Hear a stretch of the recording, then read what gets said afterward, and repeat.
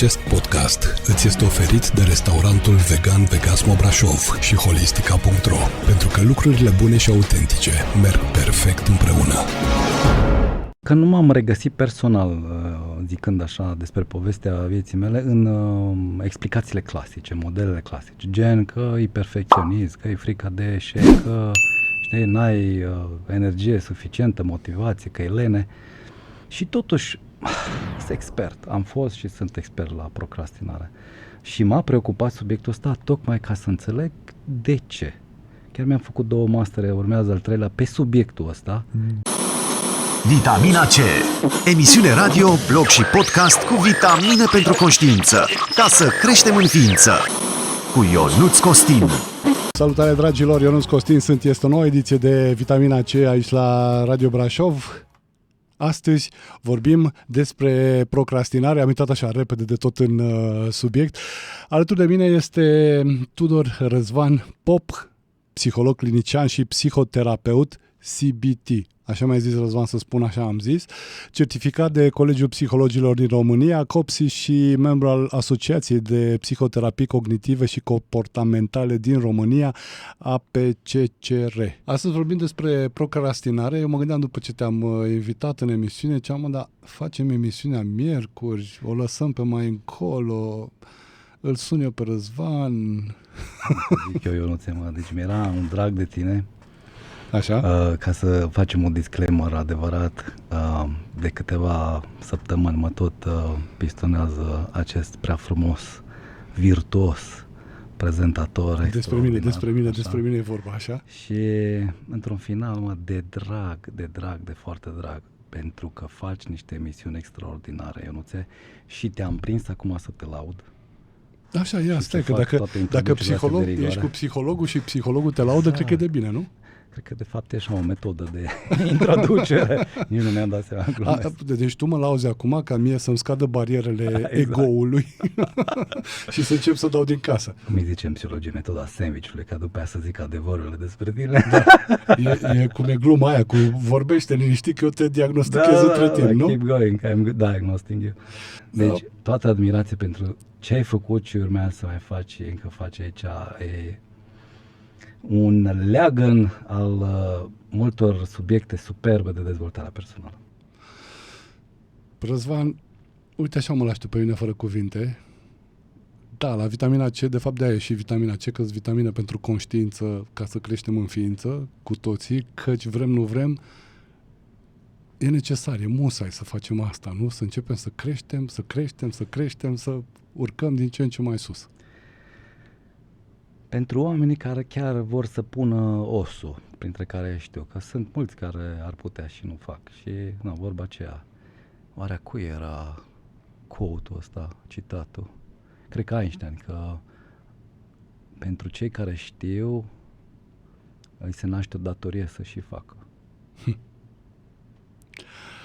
Da, știi, culmea a fost că astăzi, așa neîntâmplător, uitându-mă prin biblioteca, citind, răsfoind cărțile din biblioteca numită Facebook, am dat peste o povestioară foarte frumoasă. Mă rog, pe scurt, era cu, știi că și omul sărac și omul bogat la un moment dat mor. Săracul n-a lăsat nimic în urma lui. Bogatul n-a luat nimic cu el. Ce fain, foarte frumos. Vezi, și de asta mi-am dorit foarte mult, să aduc la vitamina C trăitori. Acum ți se întoarce, știi, ca ping-pongul la perete, se întoarce bila către tine. Tot felul de oameni care nu doar sunt tobă de carte, știi? Pentru că asta faci un search, iei un AI de pe internet, dai acolo niște prompturi. Cum adică nu sunt tobă de carte? Nu, stai, zic în general. Deci nu doar că sunt tobă de carte. Dacă ești tobă de carte, poți să ne cânti ceva? Hai că mi-era doar tocmai pentru spontaneitățile astea din să cazul ne cânti ceva la tobă, mă refer, da. Dumnezeule mare, evit să mă gândesc ce înțeleg ascultătorii și urmăritorii noștri din emisiunea noastră. Să sperăm că totuși vom fi suficient de clari pentru toți și marea mare. De asta s-a inventat CNA-ul. Să ne aducă înapoi. Da. Bun. Da. Vorbim astăzi despre procrastinare. Mi-a plăcut foarte mult că atunci când am negociat, să zic, de fapt n-am negociat subiectul. Tu ai zis procrastinare, eu am zis, țucute, ca să vorbesc și eu pe Dialogul de Cluj, pentru că îmi doream foarte mult, de multă vreme, să ating subiectul ăsta. Și îmi spuneai ceva de genul că va fi ceva, adică o abordare pe motive, pe lucruri care vin din psihologie și cumva care nu sunt atât de mult uzitate. Exact. Dacă mi-arunci așa un pic minge la fileu, gen că odată că nu m-am regăsit personal, zicând așa despre povestea vieții mele, în explicațiile clasice, modelele clasice, gen că e perfecționist, că e frica de eșec, că știi, n-ai energie suficientă, motivație, că e lene. Și totuși, sunt expert, am fost și sunt expert la procrastinare. Și m-a preocupat subiectul ăsta tocmai ca să înțeleg de ce. Chiar mi-am făcut 2 mastere, urmează al 3-lea pe subiectul ăsta. 2 mastere? Da, adică, mă rog, disertațiile le-am dat pe subiectul ăsta. M-a fascinat, simpla întrebare, de ce Dumnezeu amân în defavoarea mea, contraintuitiv, contraperformant, de atâtea și de ori, deși am toate, cumva, skills-urile, mă rog, talentele necesare, mă rog, știu despre ce e vorba și înțeleg consecințele nerespectării anumitor task-uri și așa mai departe, sau milestone-uri, sau, în fine, înțelegi ce o să zic, niște asumări a unor responsabilități. Și căutând în literatura de specialitate, citind despre subiectul ăsta, chestii foarte fascinante și chiar abia aștept să vă dau niște informații care rămân în continuare valabile, mi-am dat seama că mai sunt niște mici nuanțe pe care aș vrea să le abordez astăzi, la care nu am găsit, cel puțin până acum, referiri. Și e o provocare și pentru mine să văd cât de viabile pot fi și dacă găsesc o rezonanță, să zicem, o reverberație între ghilimele în sufletele voastre și vă regăsiți într-un fel sau altul pe acolo, sau, nu, mai trebuie... Stai un pic, să ne regăsim noi în procrastinatori? Adică ce? Noi? Dar știi, apropo de procrastinare, acum e momentul meu. Când am auzit prima oară de termenul procrastinare, m-a prins pasa în offside. Nici nu mă așteptam că vine și nici nu eram cu apărarea pe acolo, știi? Lung, da, mă, zic, dificil. Procrastinare, zic, poate m-a jucat acum, e 1-0 cu cel cu care vorbeam, că nu știu ce e procrastinare, știi? E tot complex, să știi chestia asta și oricum e dificilă și denumirea în sine să fie, știi? Nu numai de aia, dar vezi că mă gândesc la cât de frumos inventăm noi oameni, așa, lucrurile, știi? Că în primul rând are particula pro. Adică e ceva, e fain, nu? Adică ești pro. Da, chiar la asta nu m-am gândit de la niciodată. Profesionist, Foarte procrastinare, tare. pro, e... Da, e pro. E pozitiv. Și când colo... Adică nu ești anticrastinare, Exact, ești procrastinare.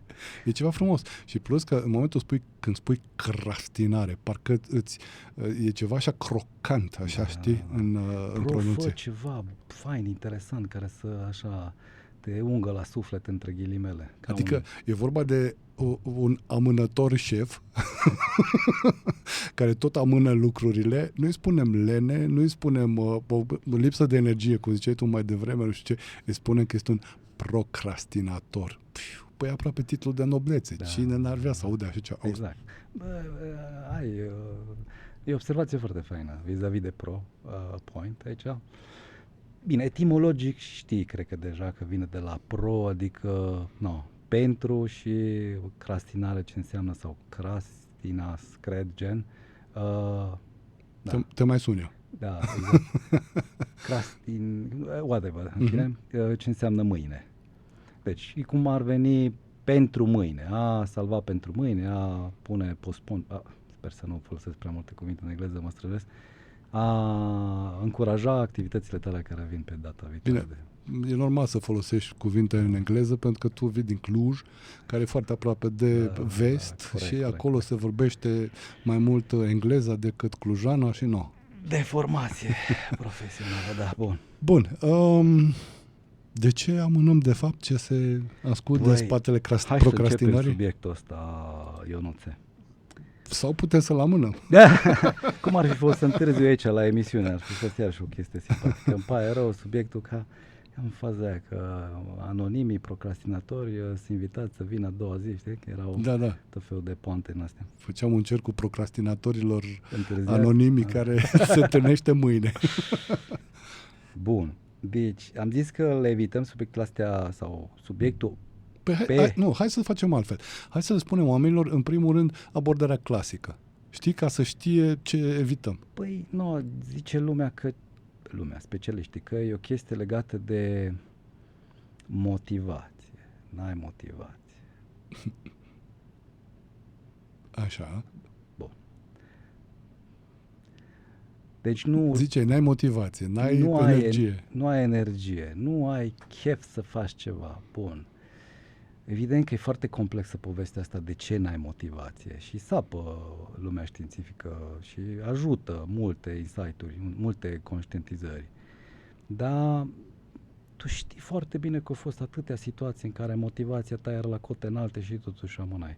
Adică puteau să fie repercursiuni majore. Asta înseamnă consecințe, neapărat motivație. Deși erau niște chestii foarte animante, să zicem așa, uneori tot existau sincope, știi? Sau dacă nu ai reprezentări vis-a-vis de chestia asta, atunci dacă nu este, e ca și bancul ăla, că o femeie nervoasă la un moment dat a primit un sfat de la un bărbat să fie mai puțin nervoasă și s-a liniștit. Adică nu vine motivația, știi, așa tamnesam, vine mâncând, vine acționând. Și există o teorie aici interesantă a comportamentului, că nu întâmplător CBT e așa de în vogă, știi, a întăririlor comportamentale care te ajută mai apoi să ai motivație. Cu alte cuvinte, pofta în contextul ăsta înseamnă să faci primul pas, să monitorizezi, să ai în monitorizarea aia grijă să fii foarte așa blând cu tine, compasiv, să fii optimist, o altă dimensiune, să zicem, sau mă rog, un pic mai puțin distorsionant cognitiv, să vezi realitatea, știi? Și chiar dacă nu ești foarte optimist, măcar așa spre moderat, normal, între ghilimele. Deci asta ar fi una dintre ele, ar fi, de exemplu, frica de eșec. No. Ai ajuns la rezultatele mult dorite și la un moment dat ai mecanisme de autosabotaj că ți se pare chestiile astea ca fiind nenecesare sau că nu ai coabita cu energia aia, să zicem așa de ușor, a entuziasmului,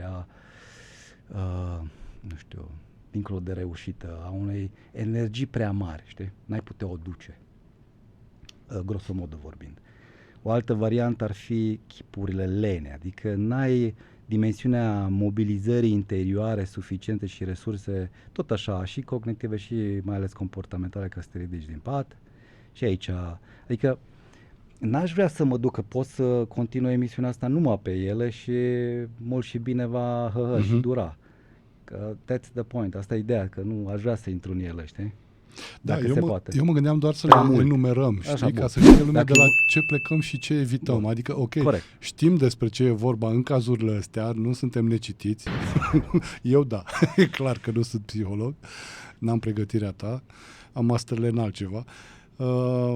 Știm de ele, acum știu și cei care ne ascultă. Bun, le dăm la o parte și din momentul în care începem să discutăm, să zic așa, e o discuție de asta off-road, știi? Adică este în afara drumului bătătorit. Bun. Deci am enumerat și faza asta, de acord, cu lenea, care e un fel de, nici măcar nu sună științific lenea, că e tot din categoria pe undeva lipsei de motivație, știi?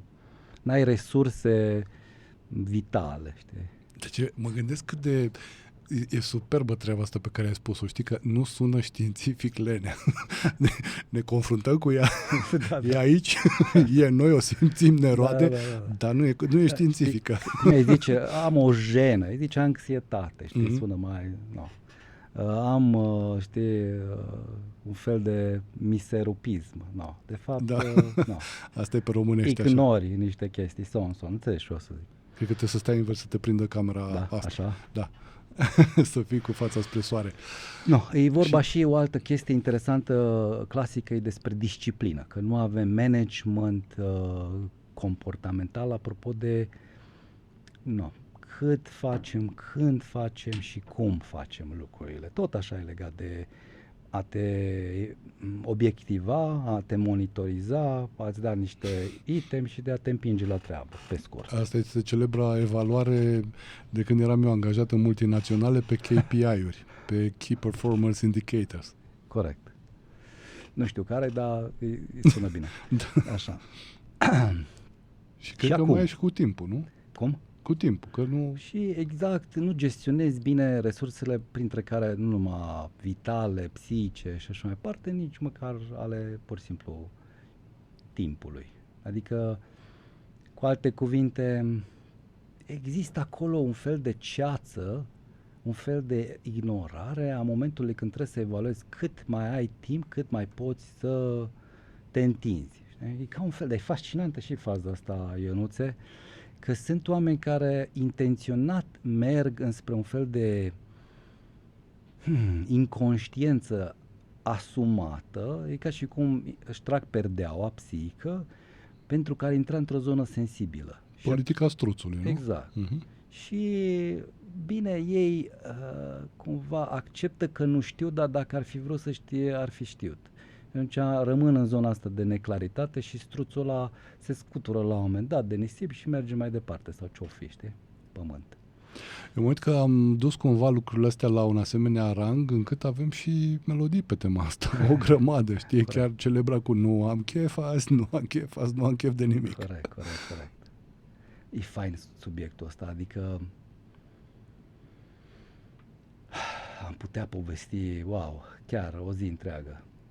Da, eu mi-am dat astăzi- seama, să știi că depinde foarte mult și acum probabil că, adică nu vreau să ies din făgaș, știi? Depinde foarte mult și de cum arată viața ta. E adevărat că e cumva impropriu zis, pentru că dacă e cum arată viața ta, totuși pe viața ta tot tu ai făcut-o. Adică tu ai acceptat, ai luat niște decizii, etc. și ai construit-o să fie de genul respectiv. Dar în momentul în care, de exemplu, ai o viață de antreprenor, să vezi ce te... Dacă n-ai chef, de exemplu, când îți bate statul la ușă că bună ziua, am venit să facem un control, să vezi ce te apucă cheful instant. Mai ai să rămâi surprins cât de mare procrastinarea aici vis-a-vis de rezistențele astea în zona profesional-financiară. Plus că-s două mici la filă mi le-ai ridicat, adică unul care e bun antreprenor și să zicem îi împins de la spate mai mult sau mai puțin și motivat de cum se numește extrinseci, poate să dea rateuri masive relațional și să amâne o grămadă de chestii în zona aia, știi? Ah, ok, da, corect. Adică Lasă-mă, el să dragă, aibă- că am treabă. Exact, el să aibă niște repere foarte bune vis-a-vis de eficiență, dar pe planuri. Și nu neapărat obligatorii multifacetată, să zicem, chestia asta. Plus că, la fel, poate avea skills-uri sau talente sau disponibilități interioare care să-l ajute să fie valabile lucrurile astea pe mai multe sectoare, fără doar și poate. De-aia ziceam că sunt două mici la filo și destul de relativ, de la caz la caz.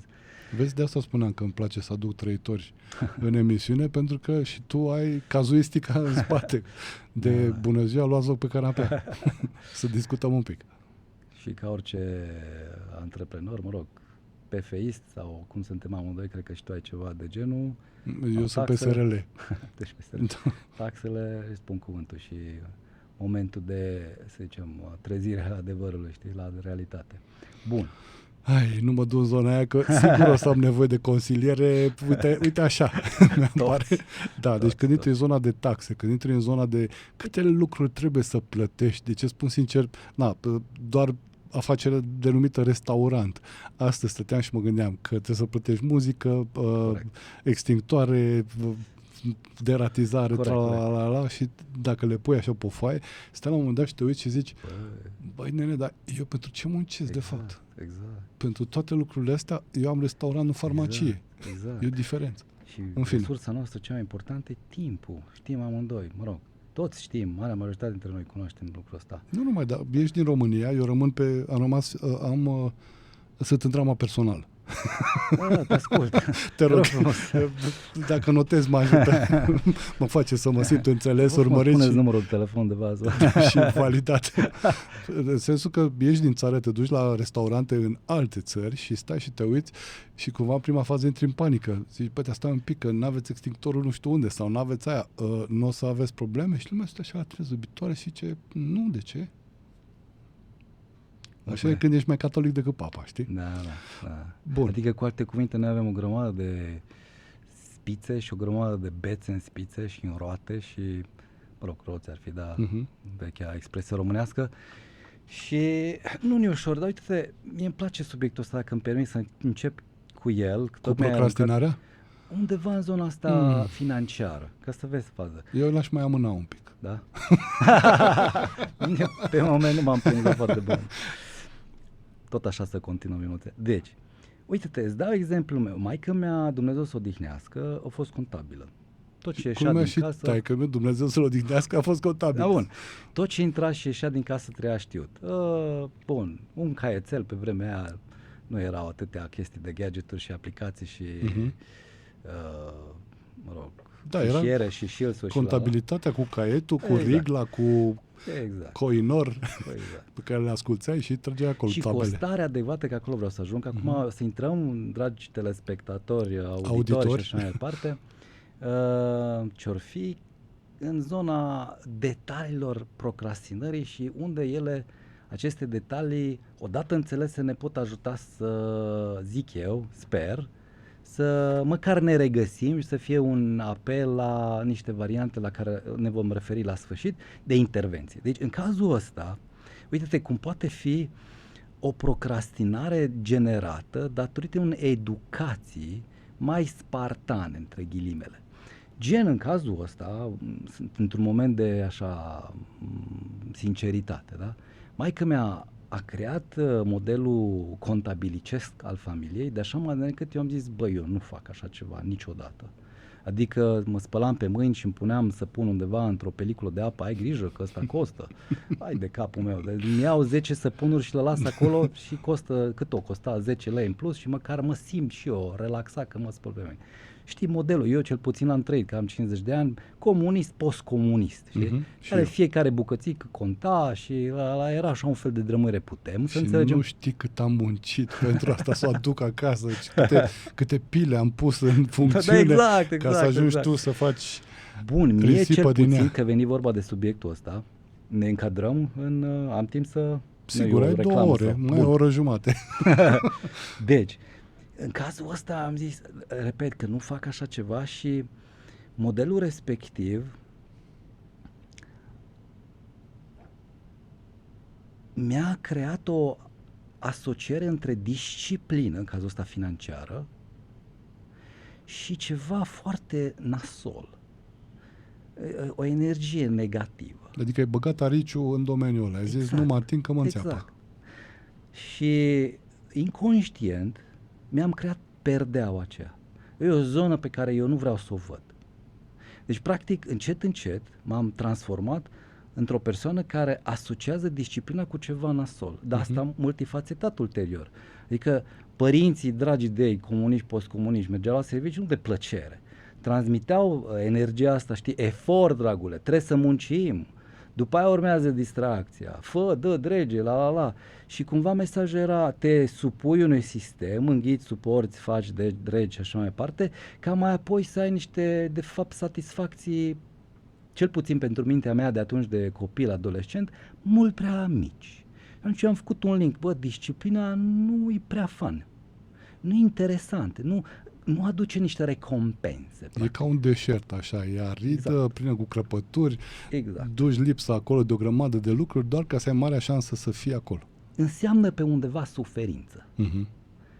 Și asta spune tot, de exemplu, din cauza asta, în momentul când s-a pus problema de contabilitate, de tot felul de gestiuni, de management financiar, am avut am avut o rezistență psihică colosală.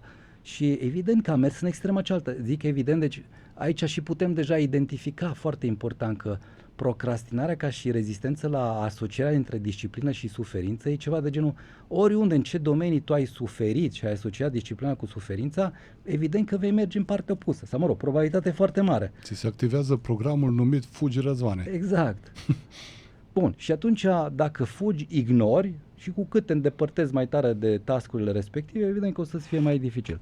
Și aici intervine să înțelegem momentul în care avem nevoie odată să ne înțelegem, scuzați-mi repede, să gestionăm bine situația asta cu părinții, să iertăm, să înțelegem că ceea ce a fost atunci era necesar într-un context ăsta socio-profesional, dragi de ei, în cadrul politic, etc., economic, de răstriște, dar asta poate fi valabil în mai multe circumstanțe. Poate ei, alții care ne aud acum, trăiesc o situație, nu știu, în zona relațională.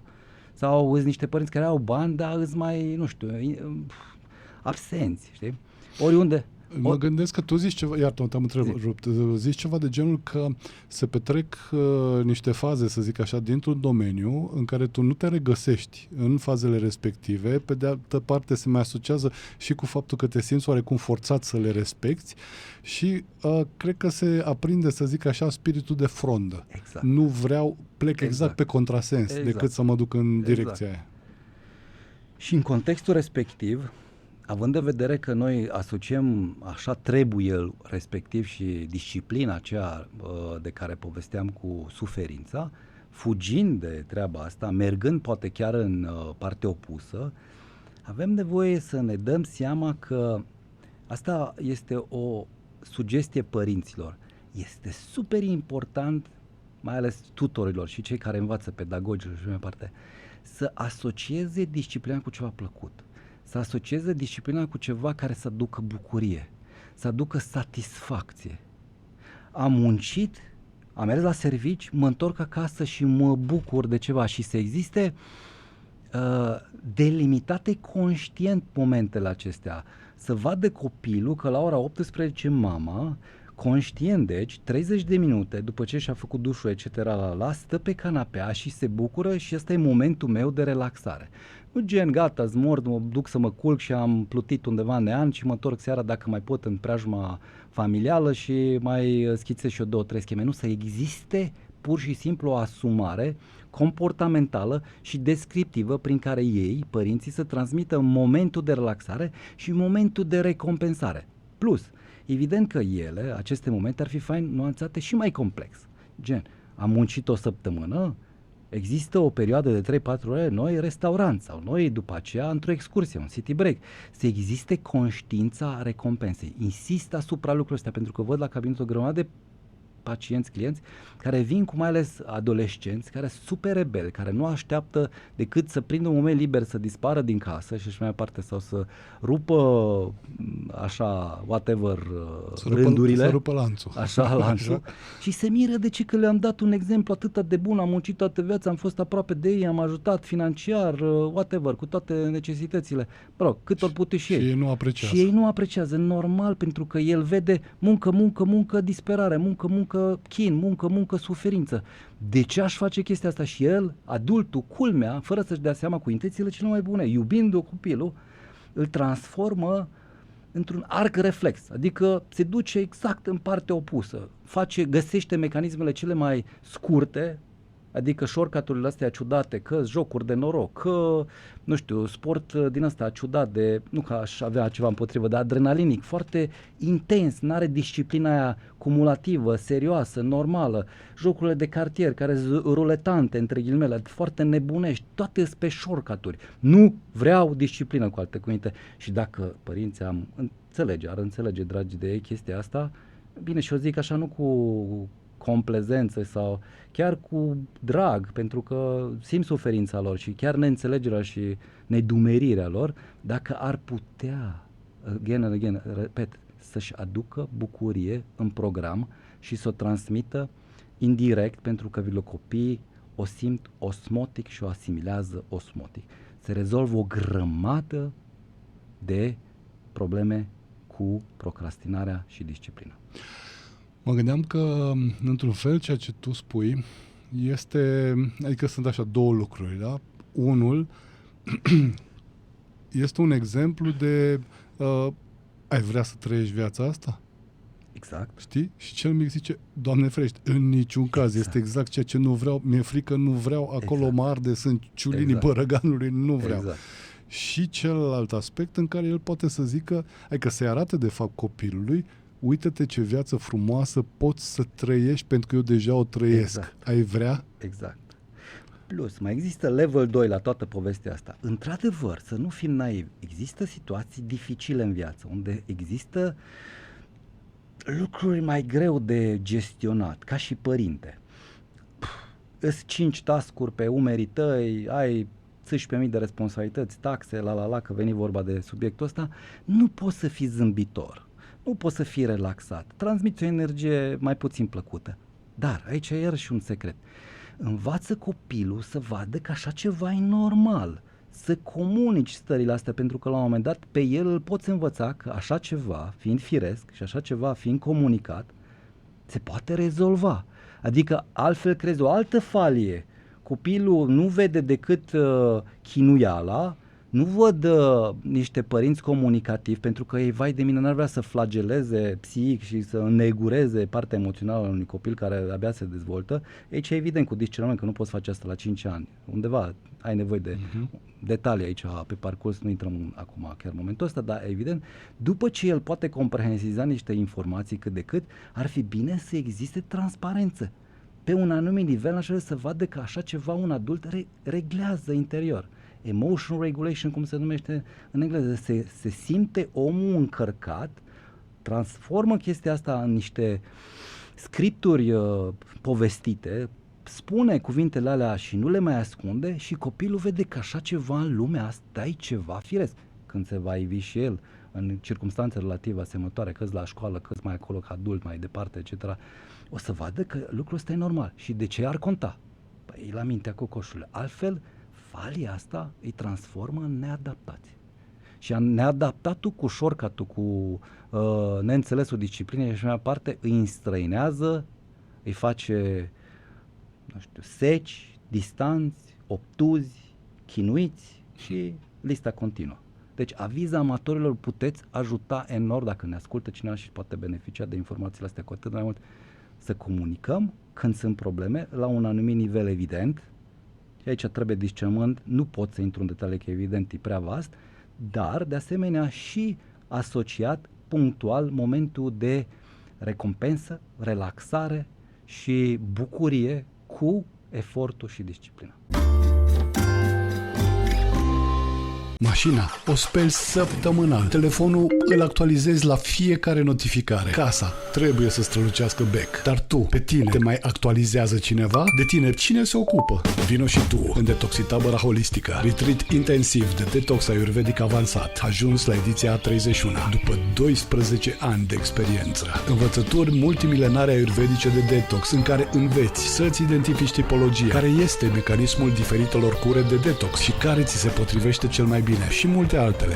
În plus, ai și partea practică, aplicată, cu amestecuri detoxifiante de plante de leac românești, după formule ayurvedice, înveți efectele a peste 30 de plante românești, gătești și savurezi o hrană specifică tipologiei tale, cunoști oameni faini și ai parte de liniște în natură. 30 iulie, 2 august, lângă Târlângeni. Curățenia din casa ta mai poate aștepta, a ta nu. Detalii și înscrieri la 0744 201 401 sau pe holistica.ro. Vitamina C cu Ionuț Costin. O emisiune plină de nutrienți. Esențial pentru întreaga ființă. Vorbim despre procrastinare, un subiect pe care l-am lăsat pe mai încolo, după cum tot timpul spun, pe care l-am discutat data viitoare sau tradiție viitoare. Vedem noi, îl mai pasăm. Și așa cum spuneam la începutul emisiunii, asta o repet pentru cei care s-au acordat mai târziu sau între timp pe frecvență sau au frunzărit podcastul, vorbim despre lucrurile mai puțin discutate din zona asta a procrastinării, mai puțin abordate, să zic așa. Au început emisiunea cu lucrurile clasice, acum intrăm pe neoclasic, avantgardist, exact. Art Nouveau, asta deja din arhitectură. Deci am zis de procrastinare pentru că și procrastinăm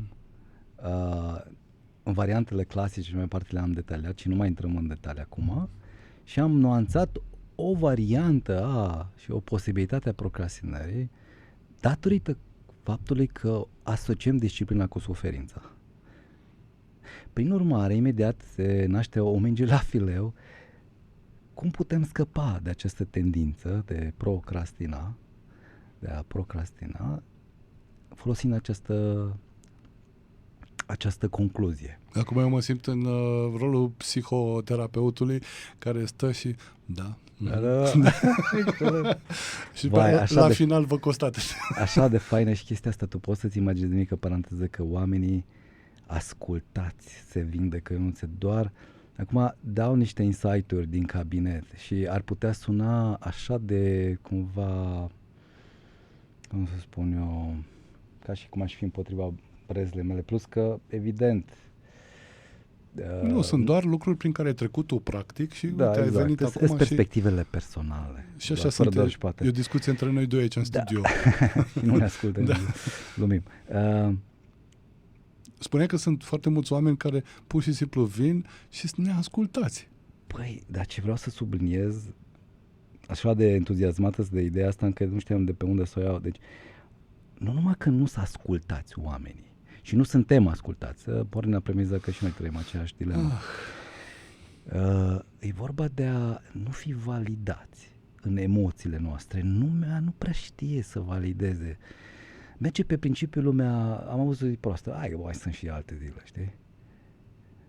Psihologul nu e genul de om care ai avut o zi proastă și zice, da, ai avut o zi proastă, sau te ascultă și tu zici tot felul de chestii și la sfârșit costă nu știu ce.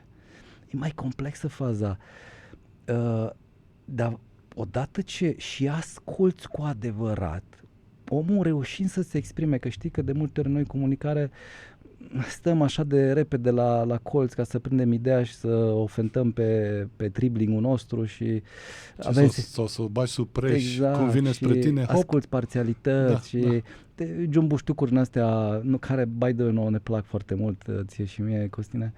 Revenind, oamenii nu au o zonă aia, nu au spațiu să se audă și de multe ori se vindecă auzindu-se. Devin mai clar pentru că își aud propriile gânduri. Odată? Eu de ce crezi că am venit la radio? Bună idee. Și plus de asta este chiar o întreagă școală, se numește școala rogersiană, lui Carl Rogers, mare psiholog, președintele Asociației Psihiatrilor din America din anii 80, care a făcut școala asta axată, o mare școală, doar pe validare. Asta înseamnă că omul se vindeca doar fiind ascultat. E ciudat.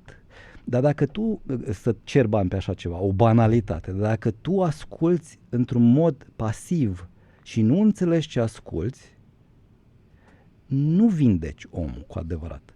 În schimb, dacă asculți, acum fac un fel de pledoarie pentru psihoterapie, și poți comprehensiza, înțelege, asculta validant și lăsând spațiu cu adevărat și născând de acolo niște întrebări, etc. Asta vindecă incredibil de mult. Banalitatea asta vindecă incredibil de mult.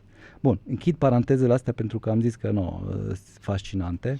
Da, mie să știi că vezi, tu uite tot felul de lucruri foarte importante și ultra interesante și mie mi se trigăruiesc, mi se declanșează, m-a apucat și pe mine frangleza, tot felul de lucruri, știi?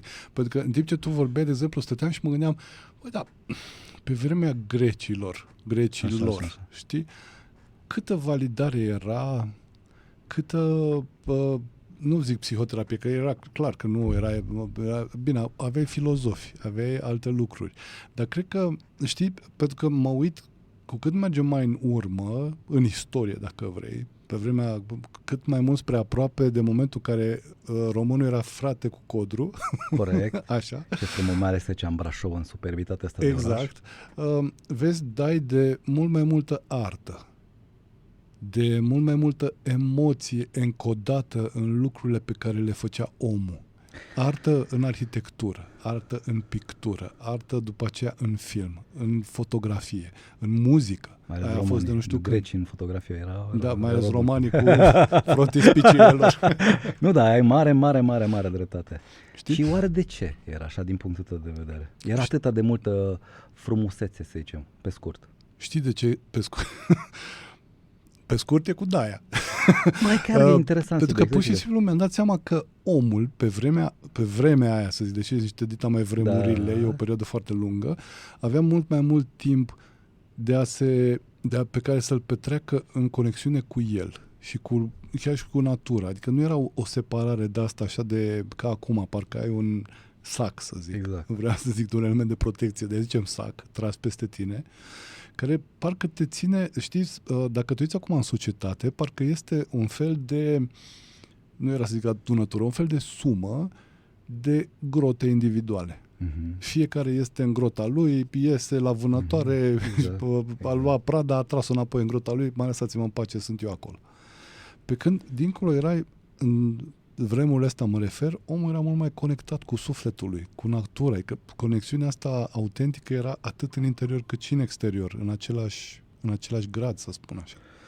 Și foarte, foarte așa validant ce zici, foarte adevărat, părerea mea la fel. Dar de asemenea aș completa, când permiți, aspectul ăsta de încărcătură emoțională toxică. Gen că tu aveai așa multe ancore fizice ca să-ți descarci tensiunea, că era prășit, că era sculptat, Ok. că era pus arcul ca lumea, că trebuia să vezi ce și cum despre stoici sau mai știu. Erau așa de multe, bine, și acum se învață, dar erau chestii evident mult mai practice, aplicabile. Era mult mai tangente cu zona asta fizică. Știi doar că oamenii de la țară n-au depresii. Și din cauza, bine, nu aș vrea să subliniez că asta e singura variantă, du-te și muncește că societatea de asta duce lipsă. Nu. E evident că am evoluat și aspectele cognitive implicit ne ajută să gândim mult mai abstract și mai complex și etc. Deci e apreciativ aspectul ăsta. Dar ruperea de care zici tu, totuși de tangența asta fizică, naște extra tensiuni pe care noi n-am știut să le gestionăm. Și se tot acumulează picătură cu picătură. Da, dar vezi, pe de altă parte, stau și mă gândesc, uite, interesant zona în care se duce discuția noastră. Suntem conștienți că... Amânăm subiectul cu procrastinarea. Procrastinarea am amânat-o un pic pe mai încolo. Pentru că nu am discutat asta cu altcineva în emisiune, știi? Eu spun că totuși salvator, dacă vrei, este faptul că în vremurile respective aveai nu neapărat mai multă educație, pentru că nu aveai, nu știu, școala atât de dezvoltată sau accesul la informație așa cum este acum, la un click distanță, știi? Dar aveai educația cealaltă a bunului simț. Adică aveai o educație pe un set de valori care era mult mai puțin pervertit decât este acum.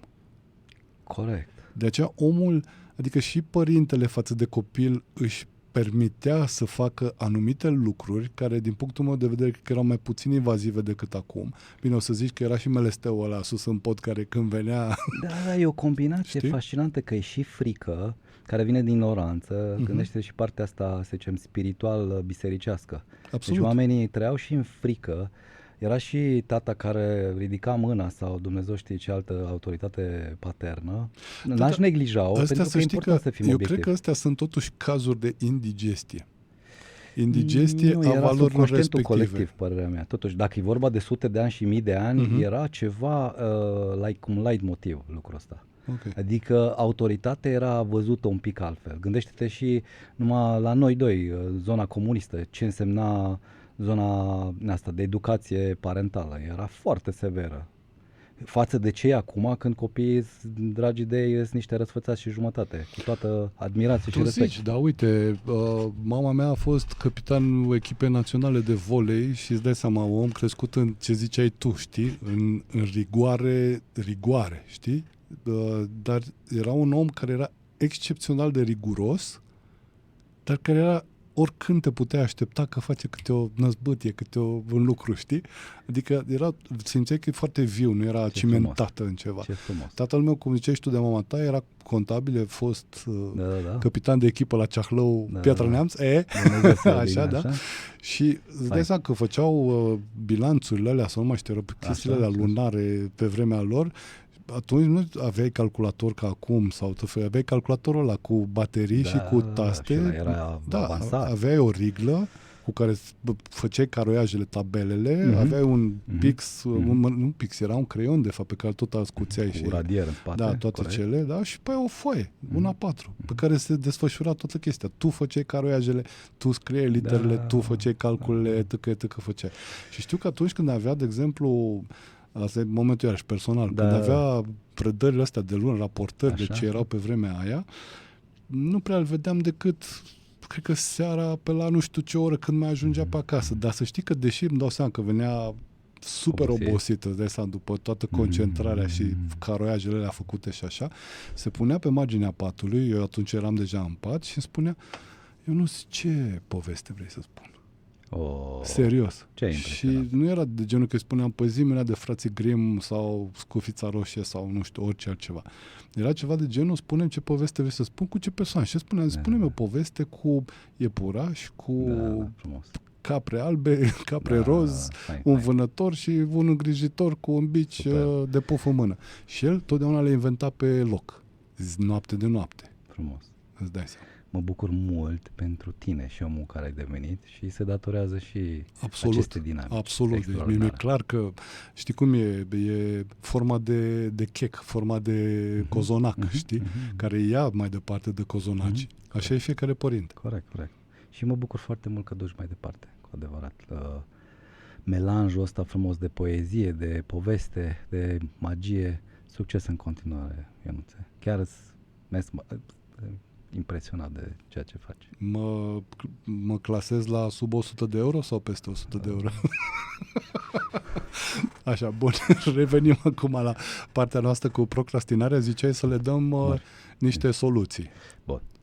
Ziceam, pentru cei care au intrat mai târziu, iarăși fac eu așa o super scurtă sumarizare, de faptul că partea asta de rigoare poate fi terorizantă pentru cel mic și să fie ceva de genul, zona aia e denumită de no-go. Exact. Adică nu mă duc acolo, că acolo arde, e ceva ce e suferință. Plus că părintele transmite un mesaj, că ăsta e cel mai important lucru, gen că disciplina e urmată de lipsa recompenselor. Sau dacă apar gen vacanțe sau mai știu eu ce, nu sunt animate de bucurie chiar cu adevărat. E și acolo o toropeală și o așa devenire interesantă și recuperare interesantă. Știi? Sau stai că suntem în vacanță pe nu știu unde, dar du-te tu cu mama că eu trebuie să lucrez sau eu nu știu ce situație la birou. Și clasice lucrurile astea.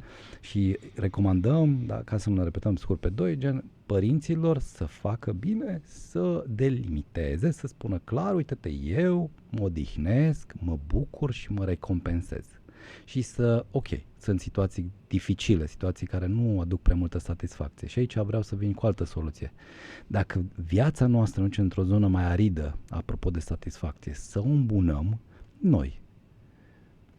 Este o carte foarte faină, se numește Good Feeling Productivity de Ali Abdaal, vă recomand, sau Bucuria productivității.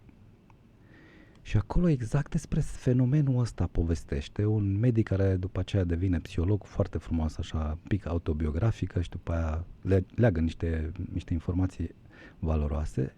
Exact mesajul ăsta. Inserează bucurie în demersuri deranjante, problematice, obositoare. Cum? Te oprești, un ceai, te recompensezi după 10 minute. Sunt o fel de tehnici, gen Pomodoro, îți pui ceasul, înveți 20 de minute, 10 te recompensezi. Lucrezi la un proiect o oră, te duci și te plimbi. Faci și țineți minte, faceți ce faceți, aduceți cât mai des energia bucuriei în orice proces creativ. El așa devine peren. Cu alte cuvinte, e sămânța reală a unei trăinicii. Altfel, poate să crească, poate să se dezvolte, dar dacă nu există bucurie, la un moment dat, undeva, cândva, se va surpa. Vezi, cu amicii mei designeri și arhitecți, aveam o vorbă cumva, vine de la ei, din zona lor înspre mine a ajuns, care se numește 5% roșu. Adică dacă faci o compoziție de culoare, dacă vrei, știi, faci un design și alegi culorile și faci toate cele, după aia în culorile respective să mai adaugi un 5% roșu, pentru că le însuflețește. E un fel de întăritor de gust, știi? Superb. Vizual. Super. Exact. Adică fă asta, în viața ta adu un 5% roșu. Exact. Dar uite, mă uit la tine de fiecare dată cu un zâmbet, de fiecare dată cu energie pozitivă, de fiecare dată transmitem un mesaj util altora. Asta trebuie evident suprapus peste viața fiecare cât putem și cum putem. Nu suntem naivi. Sunt mult mai multe dificultăți în viață decât, nu știu, ceea ce poate uneori facem, știi, noi la un nivel din ăsta. Ne-am ales profesii care ne încântă, știi? Dar și așa putem face niște, să zicem așa, breșe de bucurie. Hai să spun un lucru. Uite, am avut o conștientizare, eram cu Ștefania pe balconul nostru, pe terasă și așa, și mă uitam spre tâmpă. Avem vedere directă. Și am avut o conștientizare, păi știi cum e nu la mintea, la conștiința cocoșului. E nici măcar one click away. De genul. Și asta putem să o facem fiecare dintre noi acum. Exercițiul ăsta. Din punctul meu de vedere, un exercițiu superb. Cred că îți blochează mintea. Te uiți deci, uite, ești în fața unei păduri, da? Sau, ai ajuns pe un vârf și ai o panoramă în jurul tău, orice. Ne imaginăm că avem o imagine mai complexă, că nu ne uităm doar la un microfon sau mai mult de atât, că este foarte frumoasă și care ne încântă foarte mult. În imaginea aia nu ai umbre? Când te uiți la o pădure, ai toți brazii iluminați, sunt reflectoare de jur împrejur și n-au umbră brazii aia?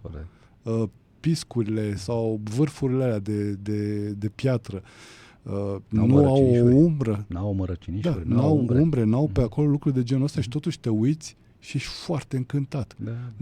Nu ai o atitudine de genul, băi, dar uite-te și tu câte umbre sunt în peisajul ăsta. Păi eu aș lua 2 brazi de acolo și aș muta mai în dreapta. Asta aș face nu știu ce. Ci pur și simplu iei lucrul ăla așa cum este el. Foarte frumos. Cu lumină și cu umbră. Cu brazi faldi și cu mărăciniși, vorba ta. Și ești încântat, știi? Pleci ajungi acasă și zici, Doamne, ce mi-am încărcat sufletul. Sunt 3 aspecte aici, foarte frumos exemplu. Odată, Ionuțe, că e vorba de natură. Și dacă e natură, numărul de aur, secțiunea asta minunată a secțiunii Golden Section, cum se numește, șirul lui Fibonacci, adică pe noi ne încântă vizual, ne încarcă energetic orice din natură. În natura ai umbră, știi? Ca și în ființa umană și în viața ta de zi cu zi ai umbră. Ionuțe, când te uiți în natură, dar nu poți face peste o problemă neapărat cu care te confrunți, știi? Că tu ai făcut asocierea asta, dacă îmi permiți, de ce să nu iei viața frumos? De ce să nu te încânte perspectiva? În sensul că ești conștient și de faptul că există umbră în viața ta, dar există și frumusețe în același timp. Eu mi-am dat seama de lucrul ăsta când am ajuns la un moment dat la o limită, știi? Limită de aia, de chiar nu știi ce mai e mai încolo. Nu pot să o descriu, efectiv, e o senzație pe care n-ai vrea să o trăiești, dar nu poți să o descrii. În momentul ăla am înțeles, de exemplu, dacă vrei mandala aia de Yin și Yang, știi? Care ți arată pe amândoi împreună. Și depinde la ce te branșezi. Apropo de ce îmi ziceai tu, că sunt eu joios și la via în rost. Nu este la via în rost. Adineauri spuneam de taxele și tot sistemul ăsta minunat în care trăim administrativ în România. Asta e. Da. Bun, dar găsești ceva frumos în ceva, adică e ceva care te poate, cum să zic, încânta. Încânta, bucura. Da, nu vreau să mai speculez acum exemplul tău, că e foarte fain, gen că activezi foarte mult ipostază de observator în clipa aia. Exact. Și observatorul are o dimensiune foarte profundă de detașare, de centrare. Poți să vezi, evident, lucrurile de la detașare, de distanță, știi? Și plus că n-ai așteptări. Adică atunci când mergi în pădure, nu stai și te gândești, uite, acum cărarea o ia spre stânga, după colț mă va aștepta peisajul nu știu care. Tot timpul e așa cum e. E ca și cum ți-ai vedea viața, să zicem, pe 10 ani. Nu te poți opri la un fenomen din ăsta așa trecător, la care tu acum, să zicem, ești mai preocupat și focusul ți-e orientat, gen, nu știu, că trebuie să-ți faci echipament pentru noua expediție sau taxele sau combinații, știi, care te preocupă și te consumă. Vezi, așa, un observator de genul ăsta trăiește o dimensiune foarte profundă, cred că, a vieții, știi? Ce zici tu? Să știi că, uite, de exemplu, am avut șansa, la un moment dat, un bun prieten de-al meu, un tip de o factură așa foarte înaltă, dacă vrei, doctorat în calculatoare, a lucrat pe afară pe la YouTube, super... Dox. Da, foarte...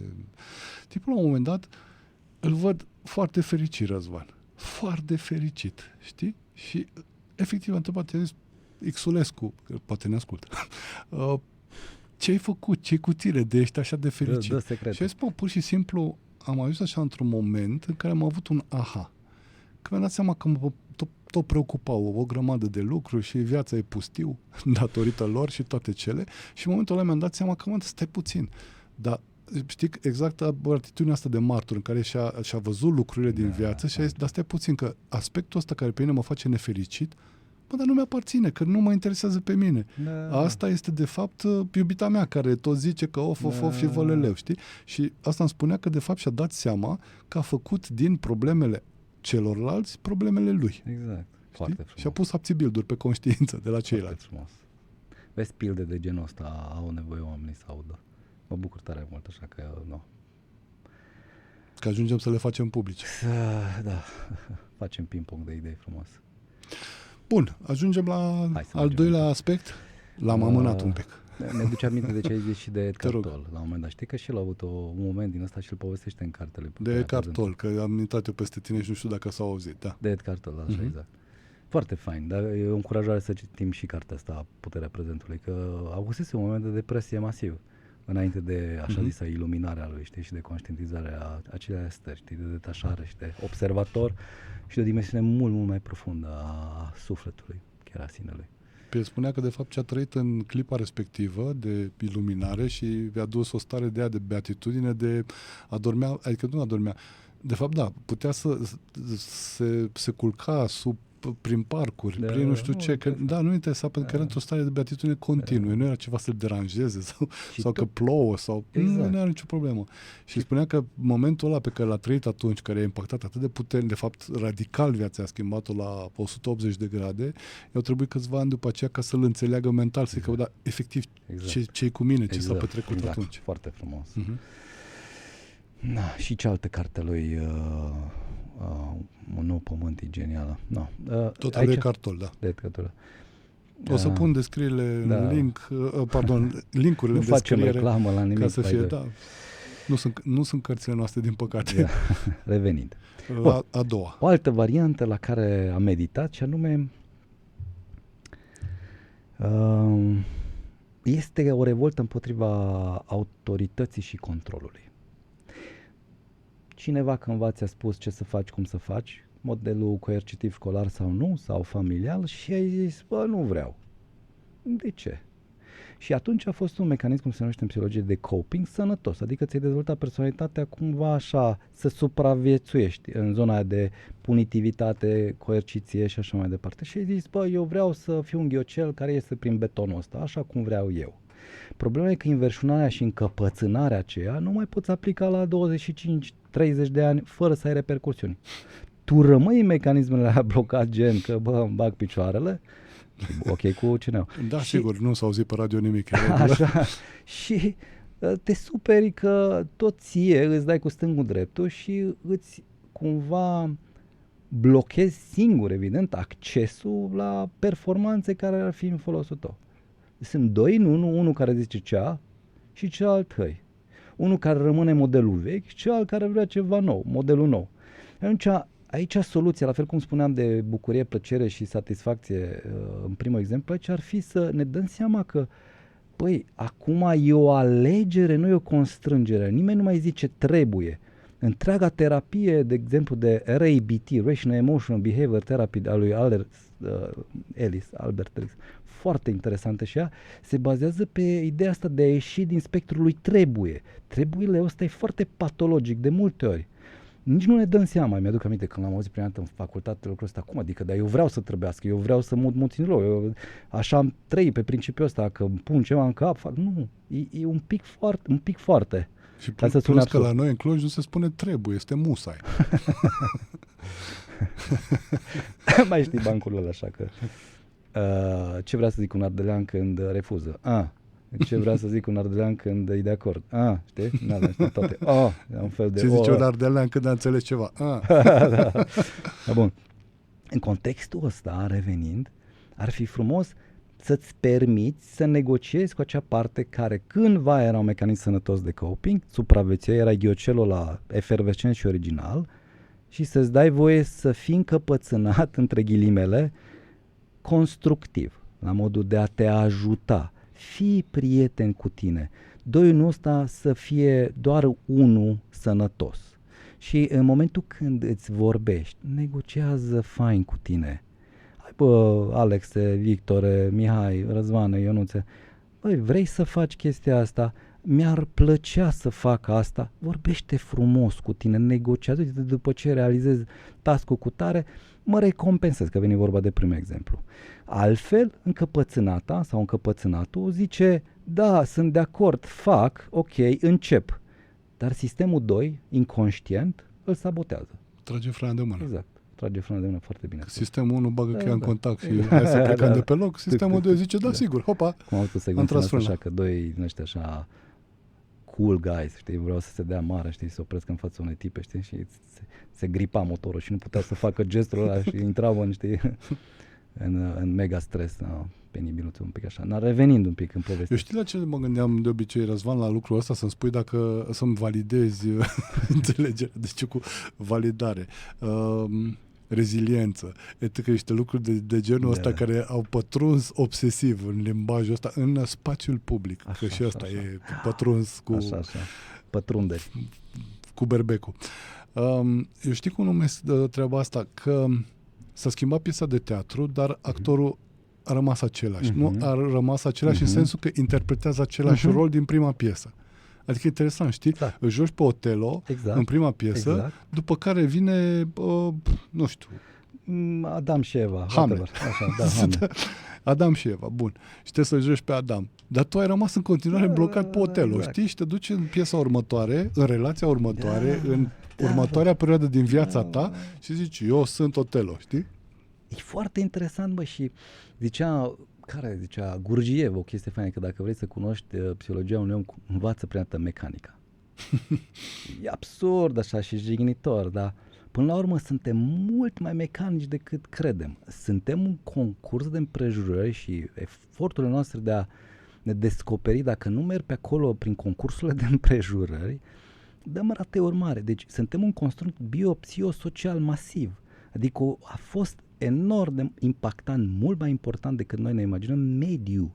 Și ce am făcut noi cu constructul acela, știi, psihic, ulterior. Exact. Eu am spus-o de obicei, o foloseam pe modelul ăsta, mi-a venit așa, știi, l-am sintetizat pe relațiile de cuplu, dar poți să-l aplici, nu mă refer la asta, ci la cel care ți-l spun acum, poți să-l aplici și pe perioade din viață și pe, știi, faptul că peștele schimbă acvariu de același pește, doar că înnoată în alt acvariu, care e altfel. Dar el e același pește, înnoată la fel, face lup, știi, la fel în continuare. Și apropo de chestia asta, trebuie să o zicem telespectatorilor sau, mă rog, auditorilor.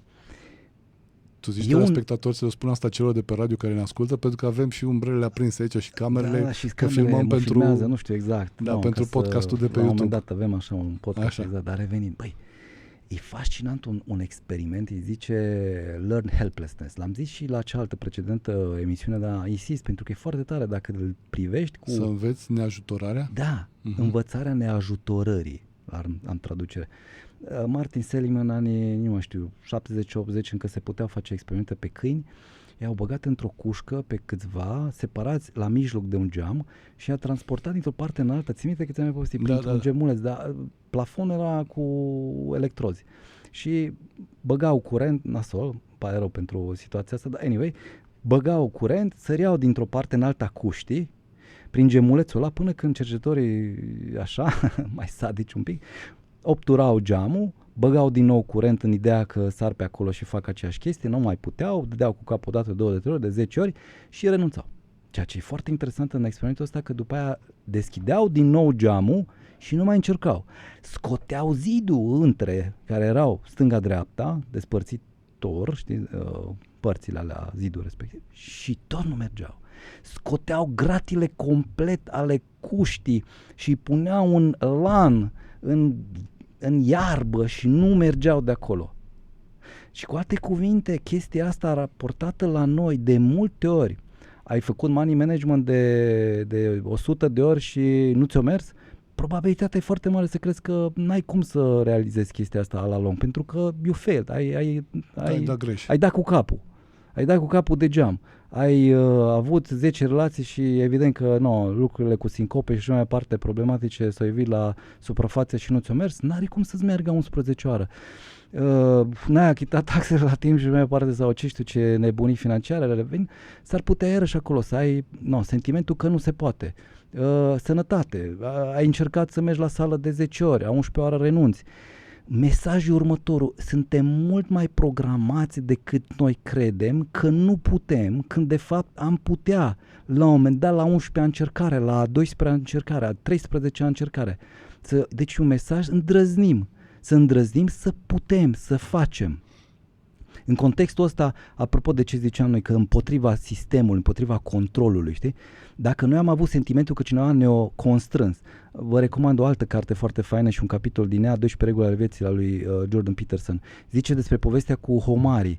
Și foarte interesant, odată ce homarii se luptă între ei, masculii, și unul renunță, e bătut, el se retrage după niște stâncișoare pe acolo și se retrage pentru totdeauna, nu mai se luptă niciodată, e foarte interesant și își reduce creierul, membrele, devine anost, inert. Se stafidește.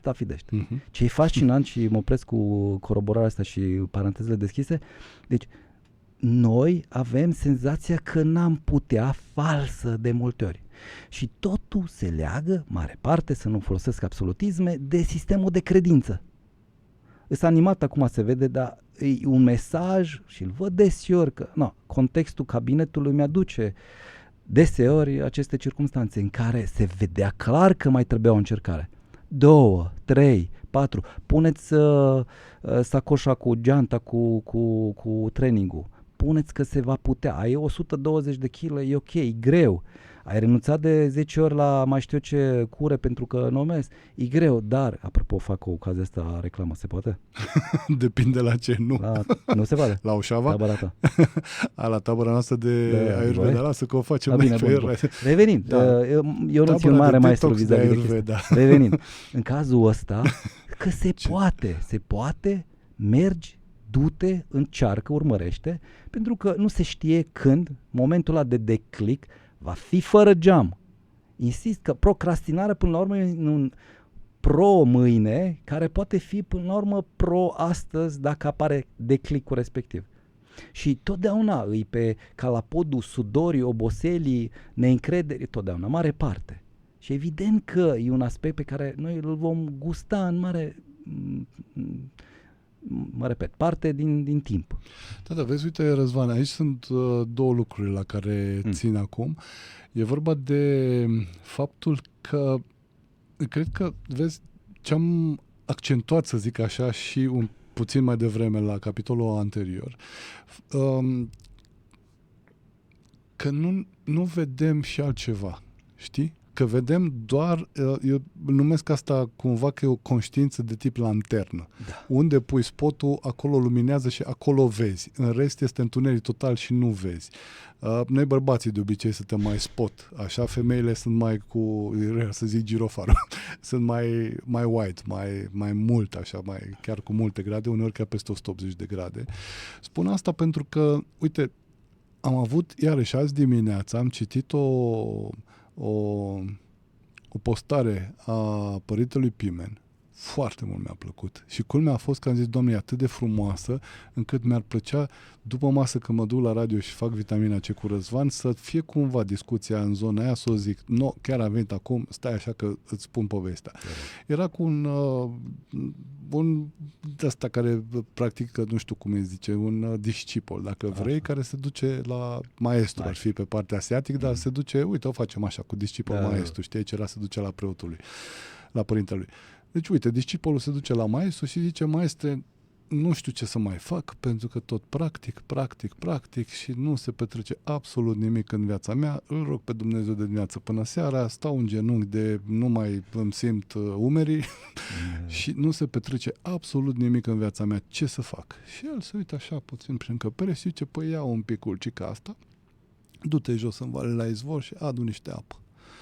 Și el se duce, ulcica fiind crăpată și cu toate cele, știi? Vine cu ulcica și de-abia dacă mai era un pic de apă cumva pe fundul ulcicii, ulcica e pe unde nu era crăpătura, știi? Erau mai sus crăpăturile și foarte frustrat vine și zice, da, maestre, era plină când am plecat de la izvor și uite, ți-am adus aici și e goală. Nu e nicio problemă. Bea și zice, du-te și mai adu-mi, știi? Și se duce, asta face în fiecare zi, îi făcea câte un drum de ăsta așa. Și spune, da, maestre, nu știu ce să fac, că ce fac cu ulcica asta? Mai bine ar fi să am o ulcică bună, să aduc apă sus, ce zice, hai cu mine. Și se duc înapoi pe drumul pe care venea el, știi, cu ulcica și zice, ai senzația că n-ai făcut nimic, că s-a dus toată apa și mie mi-a dus doar așa un pic de cum este cu rugăciunile tale în fiecare zi, că nu ajung și că le faci degeaba, știi? Și spune, ia uite-te un pic pe jos. Uite-te câte flori au crescut. Frumos.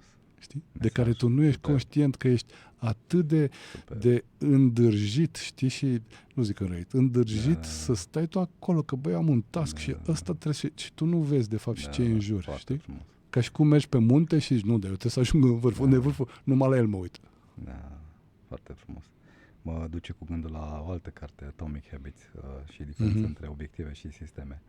Că ar fi frumos, atât de frumos să ne bucurăm de drum, de cale, de atmosferă, să vedem, să privim floricelele alea, să vedem brazii, copacii, drumul ăla contează, să inspirăm, că veni vorba iarăși, folosim expresia, ne bucurăm, știi? Contează atât de mult. De asta se spune practica îl face pe maestru, nu știu, cititul și discuțiile. Bine, am practicat la vitamina C, dar nu se vede. Foarte frumos, foarte frumos. Inspirant ce ai zis. Mașina o speli săptămânal. Telefonul îl actualizezi la fiecare notificare. Casa trebuie să strălucească bec. Dar tu, pe tine, te mai actualizează cineva? De tine, cine se ocupă? Vino și tu în Detoxitabăra Holistică. Retreat intensiv de detox ayurvedic avansat. Ajuns la ediția 31. După 12 ani de experiență. Învățături multimilenare ayurvedice de detox în care înveți să-ți identifici tipologia, care este mecanismul diferitelor cure de detox și care ți se potrivește cel mai bine și multe altele. În plus, ai și partea practică, aplicată, cu amestecuri detoxifiante de plante de leac românești, după formule ayurvedice, înveți efectele a peste 30 de plante românești, gătești și savurezi o hrană specifică tipologiei tale, cunoști oameni faini și ai parte de liniște în natură. 30 iulie, 2 august, lângă Târlângeni. Curățenia din casa ta mai poate aștepta, a ta nu. Detalii și înscrieri la 0744 201 401 sau pe holistica.ro. Vitamina C cu Ionuț Costin. O emisiune plină de nutrienți. Esențial pentru întreaga ființă. Am intrat, bineînțeles, prin momentele personale, prin impregnările subconștientale, prin subconștiente dramaterapie. Îți dai seama, în atâtea emisiuni de vitamina C și sper în cele care urmează cu atât de mulți psihologi, cred că poate mi-au și eu diploma de licență, măcar în curând. Bun, vorbim despre procrastinare și am ales astăzi să mergem off-road, adică să nu mergem pe drumul bătătorit al abordării, al desfacerii, procrastinării de uite aia, am gen început. că frică doar și că lene și că lipsă de, nu știu, management temporal, și de resurse, am zis că mergem înspre niște analize mai așa detaliate de nișă. Și cu lipsa de motivație și cu toate celelalte. Exact, deci nu am mai mers pe astea pe care le găsiți dacă scrieți de ce procrastinezi pe ChatGPT. Dar aici să știi că cu lipsa de motivație, dar numai ți-o zic, e retorică, nu intrăm ca să intrăm în asta la altă. Vezi, ești fără lipsă de motivație, începe procrastinarea, adică amâni, lenio, nu știu ce, toate celelalte și îți trece o brunetă prin față. Și s-a dus toată procrastinarea și toată lipsa de motivație de n-ai văzut. Așa, bun. De asta că iar merge la fileu și nu ne plac chestiile astea. E o carte, Procrastination Equation, încă nu a fost tradusă în română, de Pearls... Ecuația procrastinării? Da. O cauți Siegel, cred că. Whatever. În fine. E foarte, foarte faină, vă recomand. Și zice așa acolo, în formula respectivă, motivația sau procrastinarea, formula ei e următoarea. Expectancies or values supra impulsiveness or time. Pierre Steele cheamă pe asta. E un doctor la ceva universitate, în psihologie. Doar un doctor. Da. Așa. Asta înseamnă că motivația noastră e dată de cât de mult noi credem că putem face ceva, expectancy, cât de important e pentru noi, așteptarea, tu zi-l așa, valoarea, importanța, dimensiunea valorii, cât de mult ni se pare că lucrurile acelea sunt chiar cu adevărat viabile, supra, cum ar veni împărțit, la tendința noastră de a ne împrăștia și de a fi, nu impulsivitate, un fel de intempestivitate și respectiv, sau un fel de împrăștiere, da? Cred că e un fel de reactivitate. De Reactivitate, fapt. impulsiveness, da, merge, mersi, ori time, adică cât de mult în timp se duce toată povestea asta și primim recompense. Că e una dacă e peste munca mea recompensată o săptămână sau o zi, respectiv 5 ani. Știi? Ca fapt divers, cele mai mari doze de procrastinare, știi în ce domeniu sunt? Nu vrei tu să vorbim mai încolo? Te gândi la replica asta, super fain. Academic, PhD, știi? Aha. Ăștia care fac doctorate. PhD, adică doctorate. Doctoratele cu doza cea mai mare, procentul e colosal. Este un TED foarte fain, să-l vedeți. E cel mai văzut TED de pe YouTube. Îi zice What is the Mind of a Procrastinator de Tim Urban. Tipul ăsta face un show efectiv. Cred că ultima am văzut avea 40 de milioane, undeva pe acolo de view-uri. Zice într-un mod atât de umoristic și clar și țintit de ce mai ales zona asta e cu procrastinarea. Deci închid parantezele, revin un pic în povestea asta cu ecuația. Ar fi frumos să înțelegem cât de important e să credem că putem, să fie o misiune importantă vis-a-vis de motivație, da? Vis-a-vis de task-ul respectiv, supra să cât mai puțină impulsivitate, sau mă rog, zonă de împrăștiere și așa mai impulsiveness, nu impulsivitate, și respectiv să apropiem zona de recompensare. Asta traduce tipul ăsta ca fiind foarte fain explicată, carte, formula respectivei motivații. No, bun. Trecem la al treilea aspect? Noi ne ducem la al treilea aspect. Uh-huh. Procrastinarea ca și un strigăt a unui copil care se vrea auzit și n-a venit nimeni să-l ajute. Ție, tati, ți-a cântat, ți-a vorbit, ți-a povestit, mami te-a ajutat, au fost reglări emoționale inerente copilării tale care te ajută să devii omul care ești. Felicitări! Sunt alții care au trăit dimensiunea asta în care a existat, nu prea a existat cineva, un aspect, să zicem, suficient din dimensiunea tutorilor, important, că e mamă, că e tată, bunică, bunic, încât să-l ajute să crească interior sentimentul că cineva îl vede, îl aude, îl ajută, chiar dacă nu-i face toate, nu știu, mofturile și nu-i îndeplinește toate metehnele, dar e undeva prezent. Prezent e ca și cum ar fi o amprentă a prezenței care îl ajut, pe care el o recepționează ca fiind pas cu pas spre ceva, pe care îl internalizează ca fiind suport pentru o dimensiune pe care el nu cunoaște, un suport pentru ceva care descoperă, abia reușește să vadă pentru început. Și asta dacă o faci de 1, 2, 3, 5, 10 ori lângă un copil, X, că e foarte relativ evident, dar nu de foarte multe ori trebuie, repet, evident relativ, dar nu atâta de mult cum oamenii și-ar imagina că ar trebui, dezvoltă în copil sentimentul că așa ceva e legitim, așa ceva e normal, așa ceva e făcubil, așa ceva poate fi nu numai că realizat, dar parte din misiunea lui.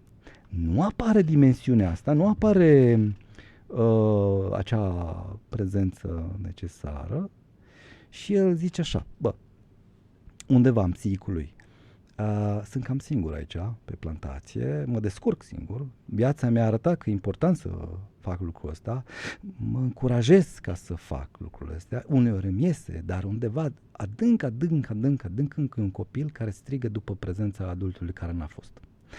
Din vari motive, că el era alcoolic, că n-a fost efectiv, că n-a știut să explice, că e interzis în zona intelectuală, că ceva, undeva incompatibilități, nu știu, într-un fel sau altul nu trebuie neapărat să fie inexistent per se.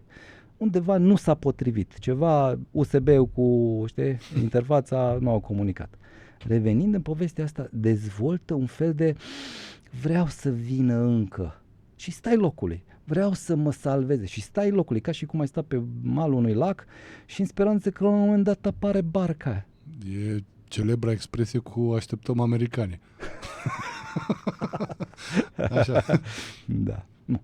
Și aștepți și nu-ți dai seama, asta e fascinant, Ionuțe, că aștepți. E ceva de genul, ok, înțeleg că e necesar, înțeleg că e important lucrul ăsta, mă mobilizez să-l realizez cu tare task, dar în interiorul tău e un fel de frustrare, nu neapărat răzbunare, nu neapărat încăpățânare, așa un gust amar că îs cam singur pe plantație, știi, va ploua, în dimensiunea așa, vremii negativă, știi, ceva care nu mă încurajează. Și atunci, neavând suportul respectiv emoțional, întârziem să aplicăm tot ce știm și toate zonele astea de adult, deja cu skills, cu talentele necesare ca să putem fi eficienți. Și e atât de subtilă treaba asta și atât de undeva în cotloanele psihicului nostru, încât credem că e un fel de lipsă de motivație, dar de fapt e așteptare. E așteptare, credem că e un fel de, parcă nu mă animă chestia asta. Da, cred parcă că nu-mi gândești place. ceva de genul că asta și cu vin americanii, că stau să vină până vin ei, dacă o fac, orică nu o fac, oricum nu contează, pentru că n-au venit și urmează să vină. De ce să-mi bag capul? Exact. Putem să o facem mai încolo. Când o să aud că vin, în momentul ăla gata. Exact. Și fascinant, e tot așa lipsa tutorului, mai ales a tatălui, omului, copilașului, mai ales în devenire, mai după eu adult. Trebuie să traduc aici. Lipsa părintelui. Așa. Îi dezvoltă sentimentul că, păi, de ce să nu trăiesc eu niște chestii interesante? Pentru că, nu neapărat că n-au venit, aici e o extensie a dimensiunii astea, ci că nu mi-e foarte clar unde. Adică e o altă extensie chiar și mai profund, adică nu numai aștepți, dar nici măcar nu știi ce aștepți și nici măcar nu știi unde vrei să te duci. E o mare nebuloasă. De ce? Pentru că adultul, cu precădere bărbatul, în cazul ăsta tatăl, vine cu niște prerogative, gen, bă copile, cam așa se aruncă mingea, așa se face în viață, cu bune și cu rele, și îți dă un sentiment că, se poate, îndrăznește. Nu totdeauna, evident, da? Depinde de la caz la caz. Asta deja e un aspect fericit în care vine părintele și zice una sau alta și nu îți dă un telefon și stai pe el și mai lasă-mă în pace. Exact. Dar chiar și așa e fascinant pentru că, cum spuneam, tu asimilezi osmotic, adică tu îi vezi reacțiile părintelui în alte circunstanțe în care el în raport cu alții și tot înveți, chiar dacă nu o face per se direct cu tine. Ar fi ideal, dar chiar dacă te pune la un telefon, tu vezi, miroși, absorbi osmotic chestiile pe care el le dezvoltă împreună cu clienții lui, cu colaboratorii, cu angajații, cu ce-o fi acolo, știi? Adică el încă tu spui că acel copil, chiar dacă stă pe telefon, nu e un sac de cartofi care stă într-un colț și n-are nicio legătură.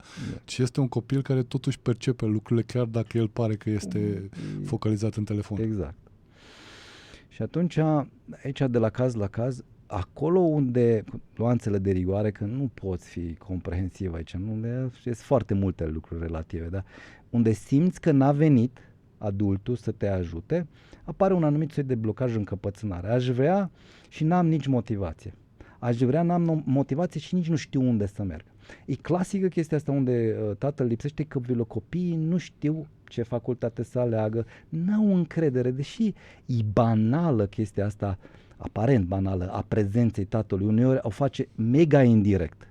Deci nu spune du-te la arhitectură sau la medicină, pur și simplu amprenta lui. Și insist cumva dimensiunea asta pentru că în zilele noastre foarte des există prototipul ăsta al mamelor independente care rămân fără, că se descurcă și așa mai departe. Da și nu. Nu vreau să fiu cu o pledoarie de una sau de alta tabere, dar uitați încă o dată dimensiunea tatălui care, dacă lipsește, îi influențează. Observație personală, citită, combinată, va marca la capitolul procrastinare un copil. Am văzut deseori treaba asta în viața personală, viața prietenilor, viața de cabinet, unde tatăl n-a fost prezent, nu a știut copilul în ce direcție să meargă foarte ușor. Și nu pentru că e prost, deloc chiar. Am văzut cazuri de oameni, adolescenți geniali. Nu aveau, ai zice, motivație, dar asta e de fațadă. Sentimentul că merită, că trebuie, că merită să arunci piatra în apă. Spune și din câte mă prind eu așa ca non-psiholog, că prezența masculină într-o relație de cuplu, într-o relație de familie, este cea care dă direcția, care, să zic, joacă rolul de maluri are râului, Exact. de albie. Exact. Pentru râul respectiv. Femeia este râul care curge. Exact. Foarte Bărbatul frumos. este albia. Foarte frumos. Bun. Și în cazul... ce credeai că numai cu tine emisiunea și cu mine, na? Cea cu tine o amânăm pe data viitoare. Și cred că aici este, cred, nu știu, spuneam dacă m-am prins eu bine, proverbul ăla mie îmi place enorm de mult. Nu știu cine l-a zis, parcă era un francez, dar nu vreau să mă dau un spectacol aici, că mă verifică lumea pe internet, glumesc. Care spunea că degeaba ești bun dacă nu ești bun la ceva. Da. Adică degeaba ești bun dacă nu ai canalul ăsta în care să-ți canalizezi lucrurile coerent către ceva, către un țel. Exact. Și a crede că poți, dar și mai profund, a crede că meriți și mai profund, a crede că e cazul, vine prin amprenta masculină. Da. Altfel vine prin intermediul mamei, să zicem, și a transmite emoția asta cât poate ea de bine, cu multă iubire, înțelegere, etc. Dar lui copilașului trebuie dimensiunea clară asta, dar lipsește și o va vedea ca disproporționalitate. Prea multă grijă, disproporționalitate între ce ar vrea el, emoțional, nu-și dă seama într-o cu totul și nu-și poate traduce foarte intelectual lucrul ăsta, dar ar vrea poate o zonă mai, să zicem, fermă uneori, știi? Mama, nu, poate fi fermă, dar transmite mesajul ăsta într-un mod viciat, să zicem așa, de frustrarea faptului că nu există un bărbat în viața ei, mai mult sau mai puțin. Acum depinde de angajamentele pe care le are o trebuie să femeie. joace un rol care nu este specific naturii ei. Exact. În timp ce tu ziceai asta, eu mi-aduceam aminte de, adică îmi dădeam seama că e ca și cum într-o bătătură ai pisica și câinele, lipsește câinele și pisica trebuie să și miaune și trebuie să și latre. Exact. Foarte frumoasă mici la filou. Da, pe scurt, în contextul ăsta, care-i concluzia? Nu vine nimeni, nu o să vină și ok cu chestia asta. Trebuie să comprehensizezi două adevăruri. Unu, că ar fi fost fain să vină și era cumva minunat ca în viața ta să existe suportul ăsta. Și a doua parte de adevăr, că nu numai că nu va veni, dar e cazul să move yourself forward, adică să mergi înainte. Repet, iarăși bancul ăla cu femeia nervoasă și calmează-te, știi? E adevărat că, na, e una teorie, alta practica, dar când îți dai seama și chiar îți asumi că nu mai vine nicio barcă, începi să te trezești. Sau încep să-ți dai seama, băi, este că trebuie să mă apuc să învăț să not Exact. și să fac ceva. E un moment dur, frumos, interesant al vieții, în acel frumos pentru că înseamnă multă, știi, când oamenii ăștia au un destin deosebit, aș putea spune. O zic așa, fără să am research extraordinar, intuitiv, pentru că duc în spate părți pe care le pot înțelege atunci când înglobează zona asta, ale lipsurilor altora și ale frustrărilor altora și așa mai departe. Și pot să vină în întâmpinarea lor relativ ușor. Eu mă gândeam acum, știi că e ca și la jocuri mă gândesc, deși mie mi-a pornit de la altceva, cum o să zic, pe zona de jocuri, știi, dai pe ecran acțiunea care se petrece în jocul respectiv, dar mai ai indicatorii.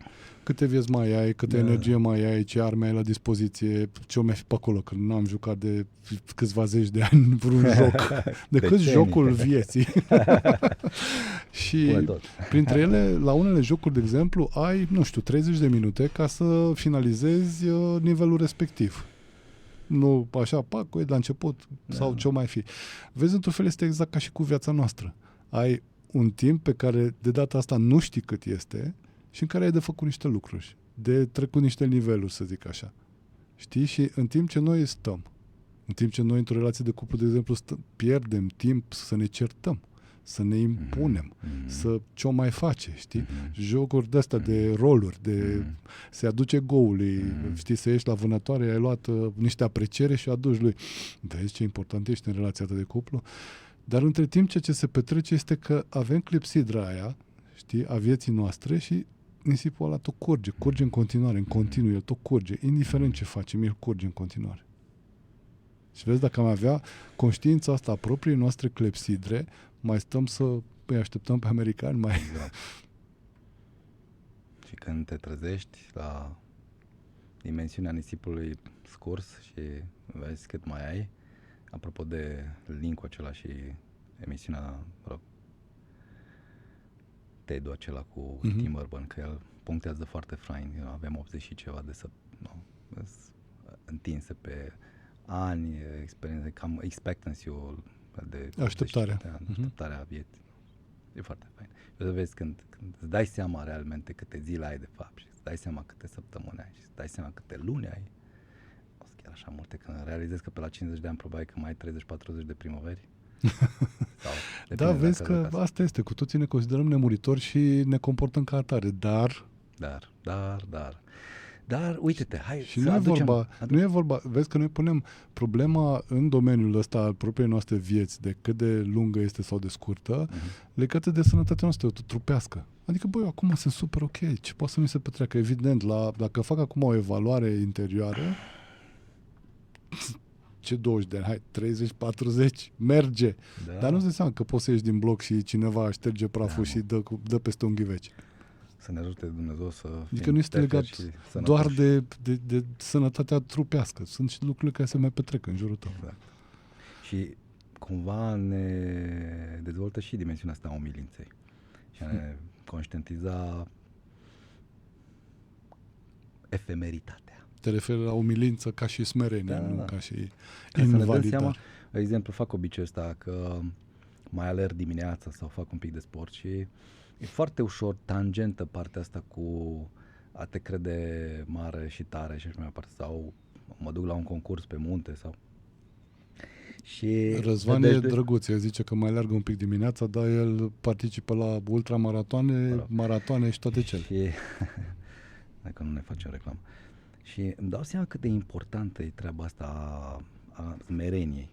Pentru că altfel te duci undeva unde, la un moment dat, dincolo de accidentări și că le astea inerente, păi te duci pe o cale greșită, să crezi că ești și nemuritor și a tot la, știi?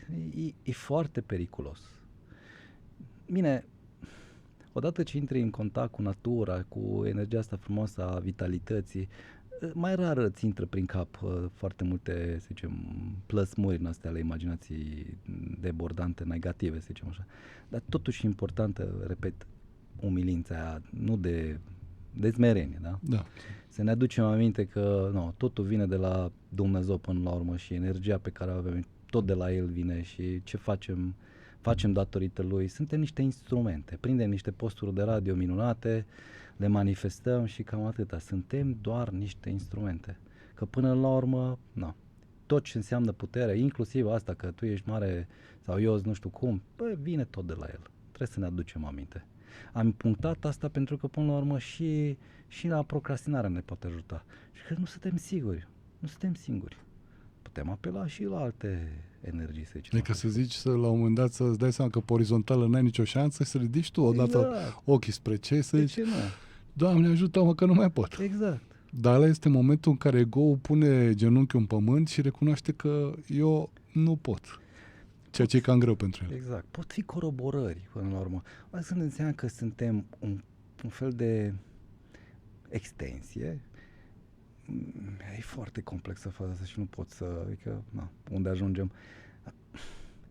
Nu e a nostru ce avem, ne ducem într-o direcție care înseamnă până la urmă descoperire și autodescoperire și unde există și putere, există și smerenie, unde există și direcție, există și conștiința efemerității, există și entuziasm și în același timp prezență. E o combinație care naște emoții puternice, într-adevăr, care eu consider că te duc pe drumul cel bun.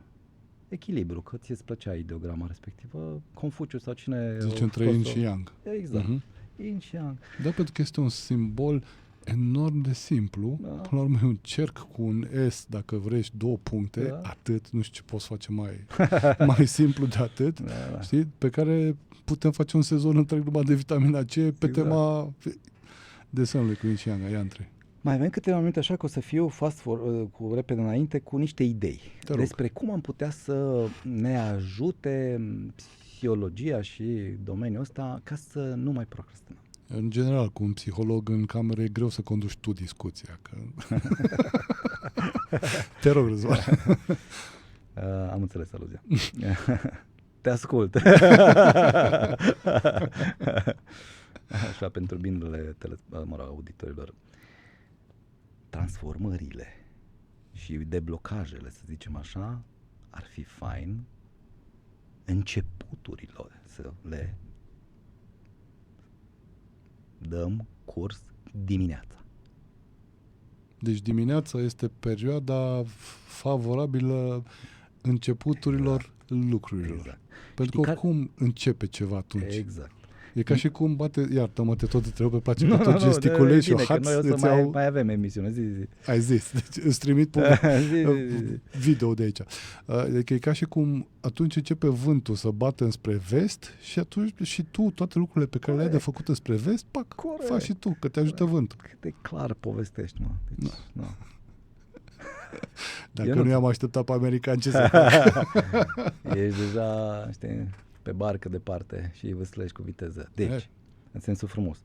Apropo de exemplu dinainte, fără aluzii. Știi cum e, ești pe barcă departe, dar ești departe față de ce?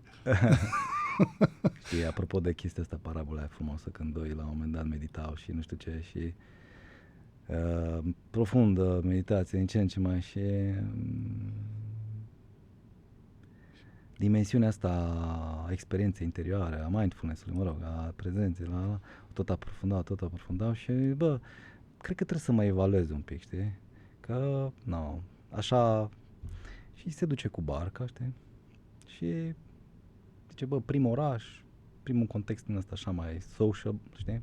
O să văd în ce măsură mi-am aprofundat, știi? Stabilitatea emoțională și spirituală. Și cum mergea el așa, la un moment dat, relaxat cu barca, știi povestea, nu? Se lovește de o altă barcă. El lovește altă barcă, da. Și asta iese culmea, neașteptat nici pentru el, supărat, cine îndrăznește să ia calea. Își dă seama clar că nervii nu erau necesari, dar i-a luat înainte supărarea, și se ridică să îi zică la celălalt din barca din față, știi, câteva, bă, orientarea ta turistică cum e? Ca să zică, da, unde ți-e mintea, unde te uiți, nu, de intri așa în oameni, când mergi în târg. Și povestea continuă gen că nu era nimeni în barcă. Era o barcă goală. Pentru care o bascula direct în starea de vid. Păi n-ai cui să-i te adresezi. Clar că toată energia e sublimată în tine. Mică paranteză închisă. În cazul ăsta, amândoi suntem într-un fel sau altul pe barca vieții, Doamne ajută să ajungem unde trebuie, Ionuțe. Revenind, dimineața, știi care e precursorul pentru, de multe ori, mică paranteză, iarăși a parantezei a procrastinării, precursorul, unul dintre precursori, îți pun întrebarea și răspund repede că nu avem timp, e culpa. Așa, am vrut să zic. Păi culpa. Culpa, sentimentul de vinovăție e un malaxor groaznic pentru procrastinator. Adică tu acolo, că ți-o zis tata că nu se poate, că ți-o zis mama că ești capabil, că ți-ai demonstrat tu ție, că nu știu, comparații între vecini, prieteni de bloc, undeva ceva s-a întâmplat pe trecut că tu crezi că ceva nu e în regulă cu tine. E complexă faza asta, apropo de ecuația procrastinării pe care am vorbit, de care am discutat înainte, da? Procrastinarea ca și culpă e foarte, un light mare motiv. Și atunci, noua zi e un prilej pentru a nu mai avea culpă că ieri nu știu ce. Că e nouă. Exact. Adică ai în fața ta o foaie A4 nescrisă. Tu o scrii, începi să o scrii. Exact. De-aia. Bun, verifică-ți telefonul că nu, poate ai părinți încă în viață, că nu știu ce, că dacă cuțul e sănătos, dar nu sta prea mult, dă-i aer curat primei zone, știi, din dimineață, în așa fel să-ți pornești motoarele. Alea 5 minute, că veni vorba. Începe să faci lucruri, apropo de productivitate, nu extraordinare. Fă-le cu pași puțin, mici și reduși, dar acompaniați de cât de cât satisfacție, cât de cât bucurie, cât de cât recompensă și mai ales în acea zi, ipotetică vorbind, de dimineață nouă. Deci asta e pledoarie pentru a ne încuraja să vedem, ne decidem, știi cam câte decizii luăm pe zi aproximativ, ce zic psihologii? Nu. 37.000, 35.000, undeva în zona aia. Ce mănânc, când mănânc, e calorifer, e televizor, e frigider, sus, raf, jos, o iau la stânga, la dreapta. Zang. Numai ca să mănânci îți trebuie vreo câteva mii. Micro. De-aia ăștia mari antreprenori folosesc același tricou, aceeași, știi, e foarte interesant, inclusiv în rutine, bine gândite pentru ca să aibă disponibilitate de decizie axată pe exact ce... Adică din la 35.000 să aibă un buget mai mult alocat Exact, pentru exact. lucrurile pe care le fac în Revenind, zona de business. no. În cazul ăsta ar fi frumos să alea 30.000 să le axăm, să înțelegem dimineața când avem putere, avem energie, știi? Să ne ducem în direcția aia spre zona decizională matinală, să zicem așa. 2. Mă duc repede înainte, e ok? Te rog, sigur. Cum ne vorbim nouă înșine? Cu noi înșine. E foarte important. Care e dialogul nostru cu noi înșine? Adică zumzăiala pe aia pe care ți-o faci în minte tu cu tine. Exact. Băi, Ioane, iar ai făcut Exact. nu știu ce. Nu știu cum. Exact. Wow, ia uite.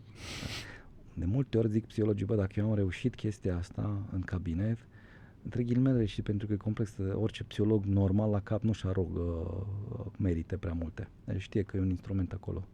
Dar revenind, dacă reușim ca psihologi să reducem zumzetul ăla și să îmbunăm un pic modul cum vorbim cu noi, e o mare realizare.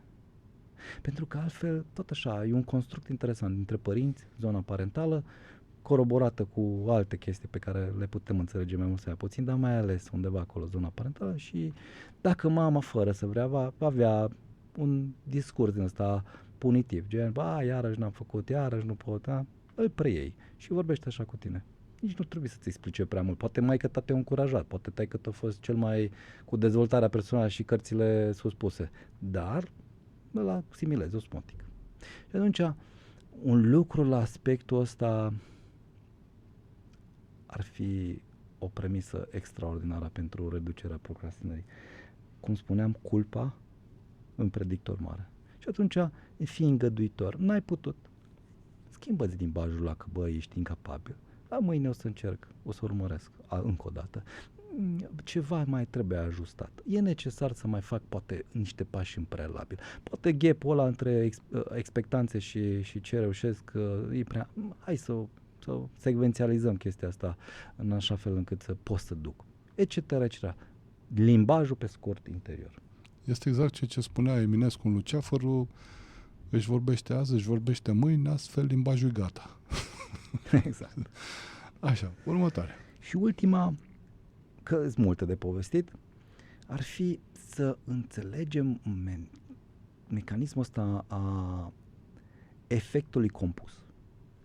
Mecanismul efectului compus. Adică îi zice în engleză compound effect. Zici că e bombă cu fragmentare. Așa. E chiar o carte despre subiectul ăsta, îi zice de compound effect, e chiar fain. Tipul care are Success Magazine sau ceva de genul, foarte fain. Ideea principală este 3, John, Michael și nu știu care dă un telefon X, al doilea dă 2 telefoane, al treilea dă 3 telefoane, merge la sport 10 minute, 20, al doilea, al 3, 10, al treilea și așa mai departe și înțelegi, deci tot felul de dimensiuni pe partea relațională, cumpără flori o dată pe săptămână, 2 ori pe săptămână, 3 la nevastă, în fine.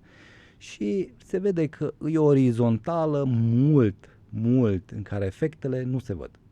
Compound effectul apare foarte târziu, mult prea târziu, din păcate, ca să se încurajeze astfel de demersuri. Și acolo pică mulți în prăpastia asta. Mergem o zi, 2, 3, o săptămână, o lună, poate 2 luni, poate 3 luni și e nevoie de răbdare. În graficele din carte explică că John ăla, primul, și Michael și așa, mergeau la fel vreo 9 luni. Și după aia, exponențial cineva se desprindea. Să avem răbdare, cu alte cuvinte. E ca și cu aia, cu ulciorul, că am zis-o mai devreme, știi? Exact.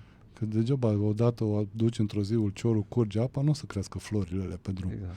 Dar mi-aduc aminte că, de exemplu, vezi, avem exemplu pentru așa ceva, mărețul algoritm de social media. Postezi o dată, postezi de 2 ori, postezi de 3 ori, nu se petrece mai lucru. Trebuie vreo 3 luni ca el să te vadă, să te vadă postând zilnic, să tragă niște concluzii. Aha, Răzvan e cam așa, pe Răzvan îl trimitem către ăștia și îl trimitem nu știu cum. Și de aia, dacă tu stai și după 2-3 săptămâni, o lună jumate, zici, am tot muncit și nimic, gata. După 2 luni și 28 de zile, zici, uite, am muncit aproape 3 luni, n-are sens. Viața e pustiu din nou, sănătate. Trece ani și trece degeaba. Așa e. Deci să răbdare, cu alte cuvinte. Compound effect. Răbdare. Îngăduiești. Îți Sau, până la urmă, și filozofia cărții faimoase a lui James Clear, Atomic Habits, e aceeași. Ia-o câte un pic. 5 minute de citit, 5 minute de sală. Pe cum? Te duci numai să faci o saună mică și după aia te întorci. Sau dacă yoga, da, faci un pic de exerciții, extensii, nu știu, musculare, te întinzi un pic, a doua zi mai mult, a treia zi. Știi teoretic lucrurile astea, dar aș vrea să vin cu un mesaj că ăsta e modelul normal, ăsta ar trebui să fie firesc. Și abotnicile astea din extreme, pe care de multe ori le poți prelua de la părinți, Dumnezeu știe, tot fel de, citești cărți, că veni vorba de, chiar e impresionant cazul ăsta din sport, cum o cheamă,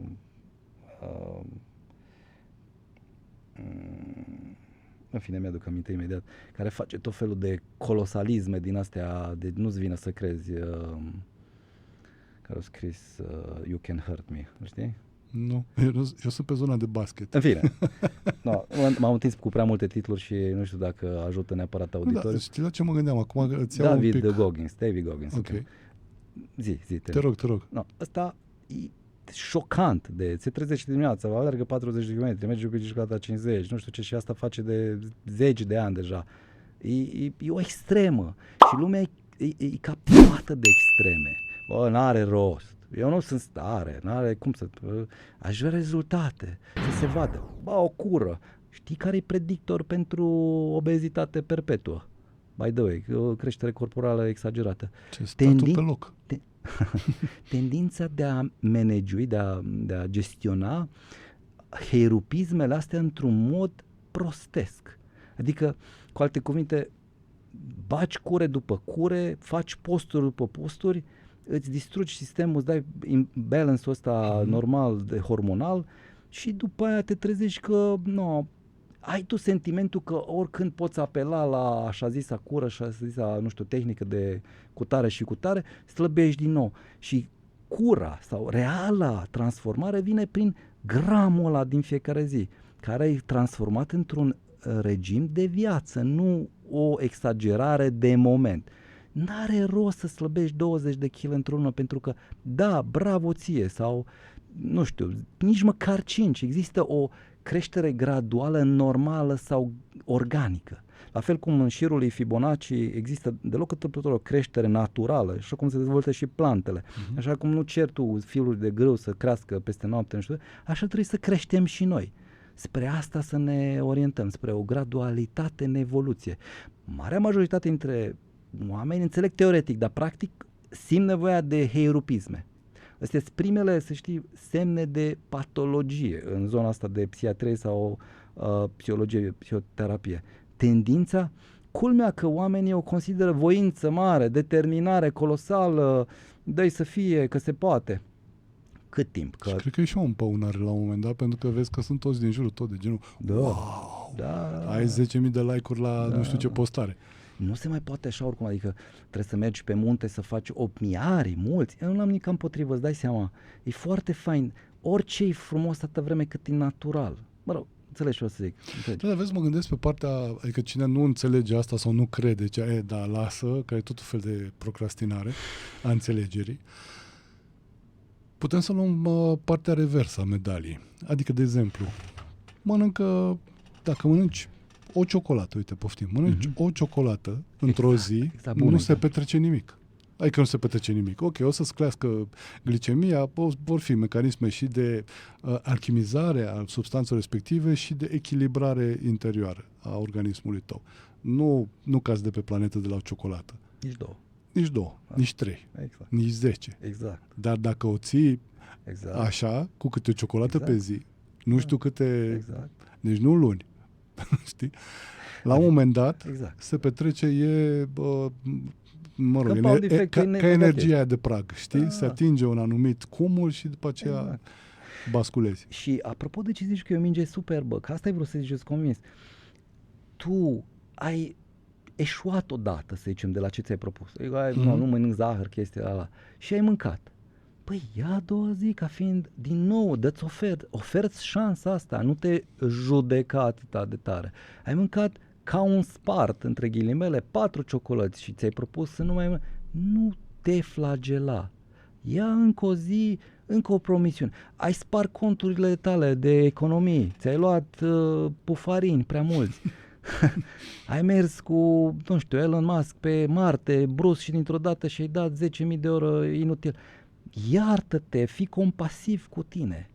Pentru că, nu, există 368-a zi în care ai greșit. Mai țineți minte exemplu cu learn helplessness. Există a 360... Să înveți neajutorare. Învățarea neajutorării a experimentului respectiv al lui Martin Seligman. A 340 zi s-ar putea să-ți iasă. Zic așa pentru că, evident, nu suntem naivi. Nu vreau să părem așa ca și cum am încuraja utopic ceva, dar nu știm unde-i geamul ăla. Asta e o dovadă foarte mare de adormire. De exemplu, urșii dragi de ei, în momentul când ies din circ, știi povestea cu ei, se duc în sălbăticie, îi lasă Și se învârt în cerc. Se învârt în cerc. Ei pot să alerge peste tot, prin pădure, dar alergă doar în zona asta de cerc, pentru că asta au învățat. Asta a fost mecanismul automat. Suntem mai mult condiționați decât noi ne imaginăm. În contextul ăsta avem sentimentul că dacă ne-am rotit de 300, știi, să ieșim din cerc. E o pledoarie pentru a ieși din cerc. Procrastinarea este un cerc. Ieșitul din procrastinare e exact înțelesul neajutorării învățate și îndrăznelii de a mai face un pas. De multe ori îndrăzneala de a mai face un pas. Și mă gândesc că poți să-ți imaginezi că, uite, nu merge, nu e direcția mea în zona asta și toate cele, știi, ca aspiratorul ăla care se tot lovește de mobilă, că nu e setat bine, mă rog, asta e altă discuție, dar de fapt, până la urmă, și dacă ar fi așa, este un eveniment, să zic așa, din viața ta sau un domeniu de viața ta care îți polișează discernământul. Exact. Și o să te învețe să discerni între ceea ce e necesar să faci și ceea ce nu e necesar. Unde e necesar să insisti și unde nu. Ce frumos ai spus. Știu o persoană care fusese întrebată ce este cel mai greu în viața asta și a zis că cel mai greu este să nu reușesc. Da, ce frumos. Da. Și cu siguranță va reuși. N-ai cum altfel cu așa o determinare interioară. Până la urmă, vezi tu că mentalitatea și atitudinea creează aptitudine. Dar de seama, stau și mă gândesc, arată-mi tu orice sportiv de performanță, poftim, am rămas tot în zona sportului, care e de genul iar mă duc să nu știu ce, n-am chef, asta am făcut-o și ieri, asta am făcut-o și alaltă, o să o mai fac și mâine și poimâine și nu știu ce, și Olimpiade la 2 ani acum încolo, la care o să mă duc, poate nici mă duc, are altul pile sau nu știu ce, Da, uite, Michael Phelps, apropo de sport, știi că el avea zona asta de antrenament, se antrena 365 de zile, de revelion se antrena, încă de 2 ori, dormea după masa, mai trăgea un antrenament, interesant. El avea exercițiu de imagistică, sună așa ca și cum ar fi remene, nu de se gândi la reușitele lui, program, în fiecare zi, des, câteva minute, să se vizualizeze cu medalia la gât, ajungând la performanțe, bătând recordurile personale. Dacă ăștia la nivelul ăsta fac asta, și e evident că e vorba de atitudine, e vorba de mentalitate, noi de câte ori, nu se facem? Zi-mi și mie. De câte ori facem? Îndrăznim că ne ducem la servici, facem asta, ne bucurăm, să sperăm că înregistrăm niște informații de pe urma ideilor astea pe care... Dar facem asta, ne punem undeva într-o meditație viața mea vreau să arate așa. Vreau să fiu animat de entuziasmul ăla, de bucuria aceea, de fericirea aceea. De câte ori? Pentru că îi dăm minții de atâtea și atâtea ori. Ba las cu tot felul de nebunii care îți ba în social media, ba în realitatea de zi cu zi, ba umbrele muntelui de care povestea mai devreme, da, deci avem nevoie și nu e un mod, nu avem model, asta e o problemă. Nu avem modele în jurul nostru, mă bucur că ești unul dintre modele, care să încurajeze piscurile alea însorite și să vadă dincolo de umbră. Sunt un fost fotomod, nici măcar. Deci care să vadă piscurile alea și să-l încurajeze. Da. Dar să știi că într-un fel nu cred asta, Răzvan. Deci nu cred că nu avem exemple, nu neapărat vii în jurul nostru, dar în viața ta ai exemple, ai în trecut, ai în ce vrei tu. Nu avem și te contrazic intenționat. Pentru că E o dimensiune. Michael Phelps e unul, da? E un notător pentru cine nu știe, care a doborât cele mai multe recorduri și are cele mai multe medalii de aur la campionatele astea mondiale, la Jocurile Olimpice. Evident că nu se pune problema să performăm la nivelul ăsta, nu asta e ideea, să fie care cu coroana lui de aur și cu medaliile lui pe stradă și așa mai departe. Dar nu avem conștiința mentalizării, nu ne educă, foarte puțin ne învață chestia asta. La școală învățăm despre logaritmul bazat din A și despre, când am venit ca împotrivă, chiar am făcut liceu de mate fizică, îmi plac chestiile astea, ne ajută la o construcție logică. Dar știi ce vreau să zic? Da, sunt știu. o grămadă de lucruri care nu sunt învățate. Asta e o dimensiune care ar fi extraordinar de bine să fie învățat. Capacitatea noastră de a anticipa cu bucurie și entuziasm ceva. Cum faci tu într-o oarecare măsură? Faci tu așa, te bucuri, e o senzație faină, lucrurile merg de la sine. Te laud un pic că meriți efectiv. Așa ar fi frumos în așa multe alte domenii, că e vorba de medicină, că e vorba de ce-o fi, psihologie, să anticipezi bucuros. E adevărat că eu sunt biasat negativ datorită contextului de cabinet, dar sunt atâția oameni care au și bani, au și relații, au și o grămadă de facilități. Băi, sunt niște ploați ambulanți, trăiesc în senzațiile astea groaznice. E adevărat, repet, când vin la cabinet problemele. Nu o să vină cei mai fericiți de pe planetă, dar din cauza faptului, cum spuneai și tu, că nu suntem învățați să vedem dealurile cu soarele, ne axăm mai degrabă spre tufișuri și umbre. Exact. Nu este educație. Acum chiar te rog frumos, ca o provocare, să spui, unde e educația asta? A mea? Unde vezi exemplele astea? În jurul nostru. Păi uite, ascultătorii de Vitamina C, poftim, au parte de tot ce le-ai spus tu, de tot ce au spus toți invitații mei de 3 ani de zile încoace. Așa este. Da, și să sperăm că nivelul critic va fi, să zicem așa, simbolic vorbind, depășit și din ce în ce mai mulți oameni vor urma exemplu, pentru că e ceva minunat de urmat. Și de aia, sincer îți spun, sunt aici pentru că îmi doresc să particip la această mică misiune a ta și îmi doresc să, până la urmă, ăsta e singurul, nu ca să-mi fac audiență sau să câștig un client, să ajungă niște informații dacă vreodată să ajungă undeva. Asta este, să știi că și a mea. Da. Ok, sunt cele cu reclame cu restaurantul și cu tabere și cu tot ce vrei, dar asta este, de fapt, ce mă mână pe mine în luptă. De ce vin la radio. Bine că nu sunt mulți în direcția asta. Da, știu, și să știi că la un moment dat chiar îmi doream să...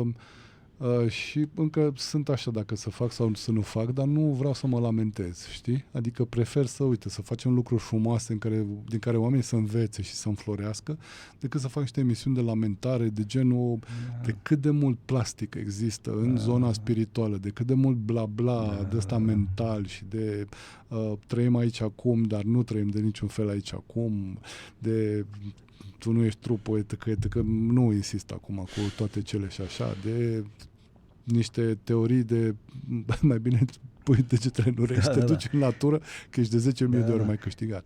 Și ai dimensiunea asta, că vreau să te încurajez în direcția asta, psihologul își face meseria, n-am ce face, că ai și disponibilitatea de a accepta. E una dintre cele mai mari dovezi de inteligență emoțională, să vezi două adevăruri care pot fi antagoniste în cineva și să le accepti în același timp. Un om poate fi profund și încă să aibă lipsuri. Un om poate să zică un adevăr relativ acum și să creadă în el, dar undeva înăuntru lui să simți că are un tic-tac pentru ceva obiectiv care va fi la un moment dat cu fisa picată. Să lași omul să se dezvolte, să accepti omul așa cum este. Extrem de miraculoase dimensiunile astea și invit, asta e o dimensiune extraordinară, ca și părinți, ca și iubiți, ca și iubite, să putem să nu fim atât de categorici în sensul de obstrucționali în deciziile și în păreri și să fie doi în unul din perspectiva îmbinării paradoxale cumva a contrastelor. E necesară și dimensiunea asta și se vede că tu o faci. Asta deja îi fac pe auditor să simtă foarte bine în preajmată, tocmai pentru că îi accept și se vede chestia asta. Răzvan, îți mulțumesc mult, pot să vii și mâine? Și poi mâine. Uite, îți mai zic un lucru. Asta, știi de ce? Pentru că insist foarte mult pe switch-ul ăsta interior pe care să-l facem cu toții, în conștiința noastră, efectiv, știi? Asta cu trezirea în conștiință a fost grea de tot și e grea în continuare, pentru că acolo este cea mai grea schimbare de făcut, dar e cea care contează cel mai mult. de a trece de la o conștiință de tip lanternă, cum spuneam în emisiune, la o conștiință de tip far, dacă vrei, în prima fază, și după aceea la de mașină, și după aceea la o conștiință de tip far pentru nave. Și după aia una care luminează 300 sferă în jurul ei, ca soarele, poftim. Conduceam odată, știi, cu muzica dată mai tare, că eram super bombastic, zdrelit în corazon, știi, cu geamul lăsat la mașină, cu cotul pe geam frumos. Existențialist. Fix la limita vitezei legale. Muzica dată tare și așa, și fiind așa foarte bușit interior sufletește, știi, eram cu bla-bla mental, cu niciodată, tot timpul, vai, nu știu ce, m-am săturat să trala, deci tocmai eu, dar eu pot să, așa, știi, tot nodul ăla gordian acolo, foarte roz foarte negru reflectorizat. Și la un moment dat mă uit în stânga mea pe geam și văd un apus superb, Răzvan. Un apus superb, tu știi cum. Și atunci m-a trăznit. Și a zis, uită-te și tu. Wow. Da, eu stau aici în mașina asta și sufăr aici și mă dau de toți pereții și uite ce se petrece în jurul meu. Cât de bine își vede toată natura mai departe de treabă. Soarele o să răsare și mâine, indiferent de cât de mult sufăr eu. Pomii ăștia o să crească în continuare, indiferent de cât de mult sufăr eu, și toate cele, știi? Și mi-am dat seama de cât de relativă e abordarea asta, știi? Când rămâi tu cu lanterna conștiinței tale, cu punctul fixat strict pe suferința ta, și ăla este lucru care te-a agățat cu totul, toată ființa ți-a agățat-o, și pe aia când îți dai seama, da, ok, nu sunt în regulă sentimental, dar fii atent. Ce e în jurul meu și toată splendoarea asta. Cu alte cuvinte, să fim cât se poate de conștienți și cât se poate de deschiși la realitatea din jurul nostru. Absolut. Pentru că ne poate surprinde într-un mod colosal. Și să fim enorm de atenți. Spune, știi, ca la dresajul unui câine, că acolo ești atent la picosecundă, știi? Să culesa, în fine, asta e altă discuție, dar să fim enorm de atenți la antrenamentul pe care ni-l asigurăm nouă. Tu ziceai de tipul respectiv care se antrena inclusiv de 2 ori în ziua de Revelion. Dar de câte ori ne antrenăm noi pe zi? Că nu putem. Că nu suntem în stare, că nu suntem buni, că nu merităm, că toate nuurile astea. Și în același timp, vezi cum e Inu cu Yang-ul, cât de puternic e antrenamentul nostru pentru noi, de cât de buni suntem, cât de iubitori, cât de compasivi, cât de tralaștrile și câte lucruri frumoase avem în noi. Ce frumos antrenament ar fi ăsta. Antrenamentul sufletului nostru. Da, și ar fi bine să fii contabilul sufletului tău. Ți-am apăsat butonul. Știi? Da. Să tragi o dungă la finalul zilei și să zici, cum stăm astăzi, Ioane? Alea așa și alea așa. Alea bune și alea mai puțin bune. Și ce să facem, Ionuț, în momentul când viața cu treburile ei se pune așa ca o boară peste senzația asta pe care ai putea avea dacă ești mai conștient? Ce să facem? Să fim conștienți. Cum să facem în contextul ăsta când e așa de tulbure atmosfera? Și psihologii recomandă o chestie. Respiră. Adu-ți aminte că ai plămâni. Ieși din zona aia așa. Bine, adu-ți aminte că ai plămâni. Folosește-i. Inspiră puternic. Respirația, uneori și de 2 minute. Profundă, că implicit devii și conștient la adresa ei, că dacă e mai profundă e atipică. În mod normal respirăm clavicular, știi? Superficial, da. Și te poate deconecta de la păsurile acelea. Un alt aspect foarte interesant este și să se folosească. E o pledoarie pentru și să se audă. Dacă e nevoie să faci o breșă în zona aia de film în care ești, știi? Fă un duș rece, cât de mult te poate ajuta. E o pledoarie și pentru asta te poate regla emoțional mai mult decât multe cărți citite. Păi da, și calul lui Făt Frumos se scutură după ce Dorate mănâncă jar. Un alt aspect foarte tare. Deci, e respirația, e contrastul ăsta termic pe care îl poți face și mai este o treabă legată de a fi mindful. De asta, în timp ce conduci, în timp ce dezvolți... Decât de a fi conștient. Cu alte cuvinte, exact, de a deveni conștient, dar vreau să fac și introducerea, ceea ce înseamnă asta, pe scurt. Simte-ți volanul ăla, du-te în zona kinestezică sau senzorială. O variantă foarte bună de a ieși din carapacea noastră este zona senzorială, carapacea mentală. Unde prijile, problemele, taxele, nevoile, suferințele, zona senzorială. insist cumva ca să găsim o situație, o variantă practicabilă O soluție. pentru oamenii care nu suntem, că trecem prin atâtea și atâtea situații, altele decât roza variantă în care soarele. Eu te-aș completa, Răzvan, pentru că ceea ce spui tu este kitul de prim ajutor. Adică ești în criză, ok, astea sunt bandajele și astea sunt atelele pe care să le faci în criză. Doar că ar trebui să-ți aduci aminte că nu ești un pompier și să nu mergi tot timpul numai pe sunt în criza asta existențială, mă rog, în problema asta de viață, Corect. trebuie să o rezolv, asta o rezolvă. Pentru că purcelușul nu se îngrașă în ajun.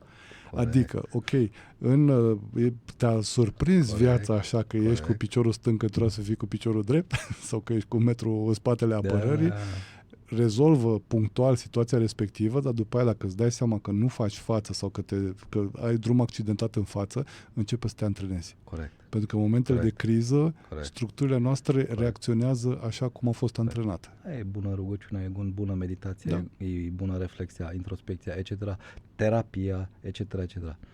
Și apropo de asta, și mă opresc, o altă chestie fascinantă în zona asta, imaginează că viața e ca un film. Știu că e ușor să ne imaginăm și e ușor să teoretizăm, dar de atâtea ori ne pierdem în filmul ăla. Fake it till you make it. De atâtea ori vedem scenele foarte vii și pătrundem în ele. Exemplul ăsta l-au dat mulți, dar auditorii merită, cei care nu l-au mai auzit. Adu-ți aminte că stai pe un scaun. Este un observator acolo. Este o textură a scaunului. Simte-o, retrage-te un pic, du-te și simte dimensiunea asta dintr-o zonă în care poți să te detașezi. Dar se poate face și la volan, într-o oarecare măsură. Știu că e mai greu, într-adevăr, ar fi minunat să închidem ochii și să facem asta înainte de a fi incendii, cum ziceai și tu, și pledoaria ta a fost foarte clară, să învățăm mușchiul ăsta să devină din ce în ce mai puternic, ar fi excelent tandemul. Și. Da, și mă gândesc că știi și partea asta de detașare te ajută de genul, că ziceai cu mașina, e cumva, nu știu, la mintea cocoșului, la conștiința cocoșului, așa place bine să zic, faptul că pe noi nu ne doare, pe noi ca șofer, nu ne doare de fiecare dată când roata din dreapta intră printr-o groapă. Că e mașina, nu suntem noi. Lucrul ăsta trebuie să ne cam dăm seama și în timpul vieții, în toate, când ea se derulează, știi? Foarte frumos. Apropo de chestia asta ce zici tu, da, Adică sunt probleme, da, vin cum ar fi inerențe. te duci într-un sens giratoriu sau pe unde, să stai pe trotuar în fața unei gropi și să vezi cum toate mașinile care trec pe acolo, să vezi pe șoferi în interior că fac ce problemă, da. Cu alte cuvinte, băi, viața e așa, trece anii și e bine să înțelegem că viața e cu probleme și cu gropi și să fim atenți și la volanul ăla. Să fim atenți la noi, la observator, la dimensiunea aia frumoasă, să ne bucurăm de drum, să ne aducem aminte că contează mai mult bucuria din mașină decât destinația propriu-zisă, de multe ori.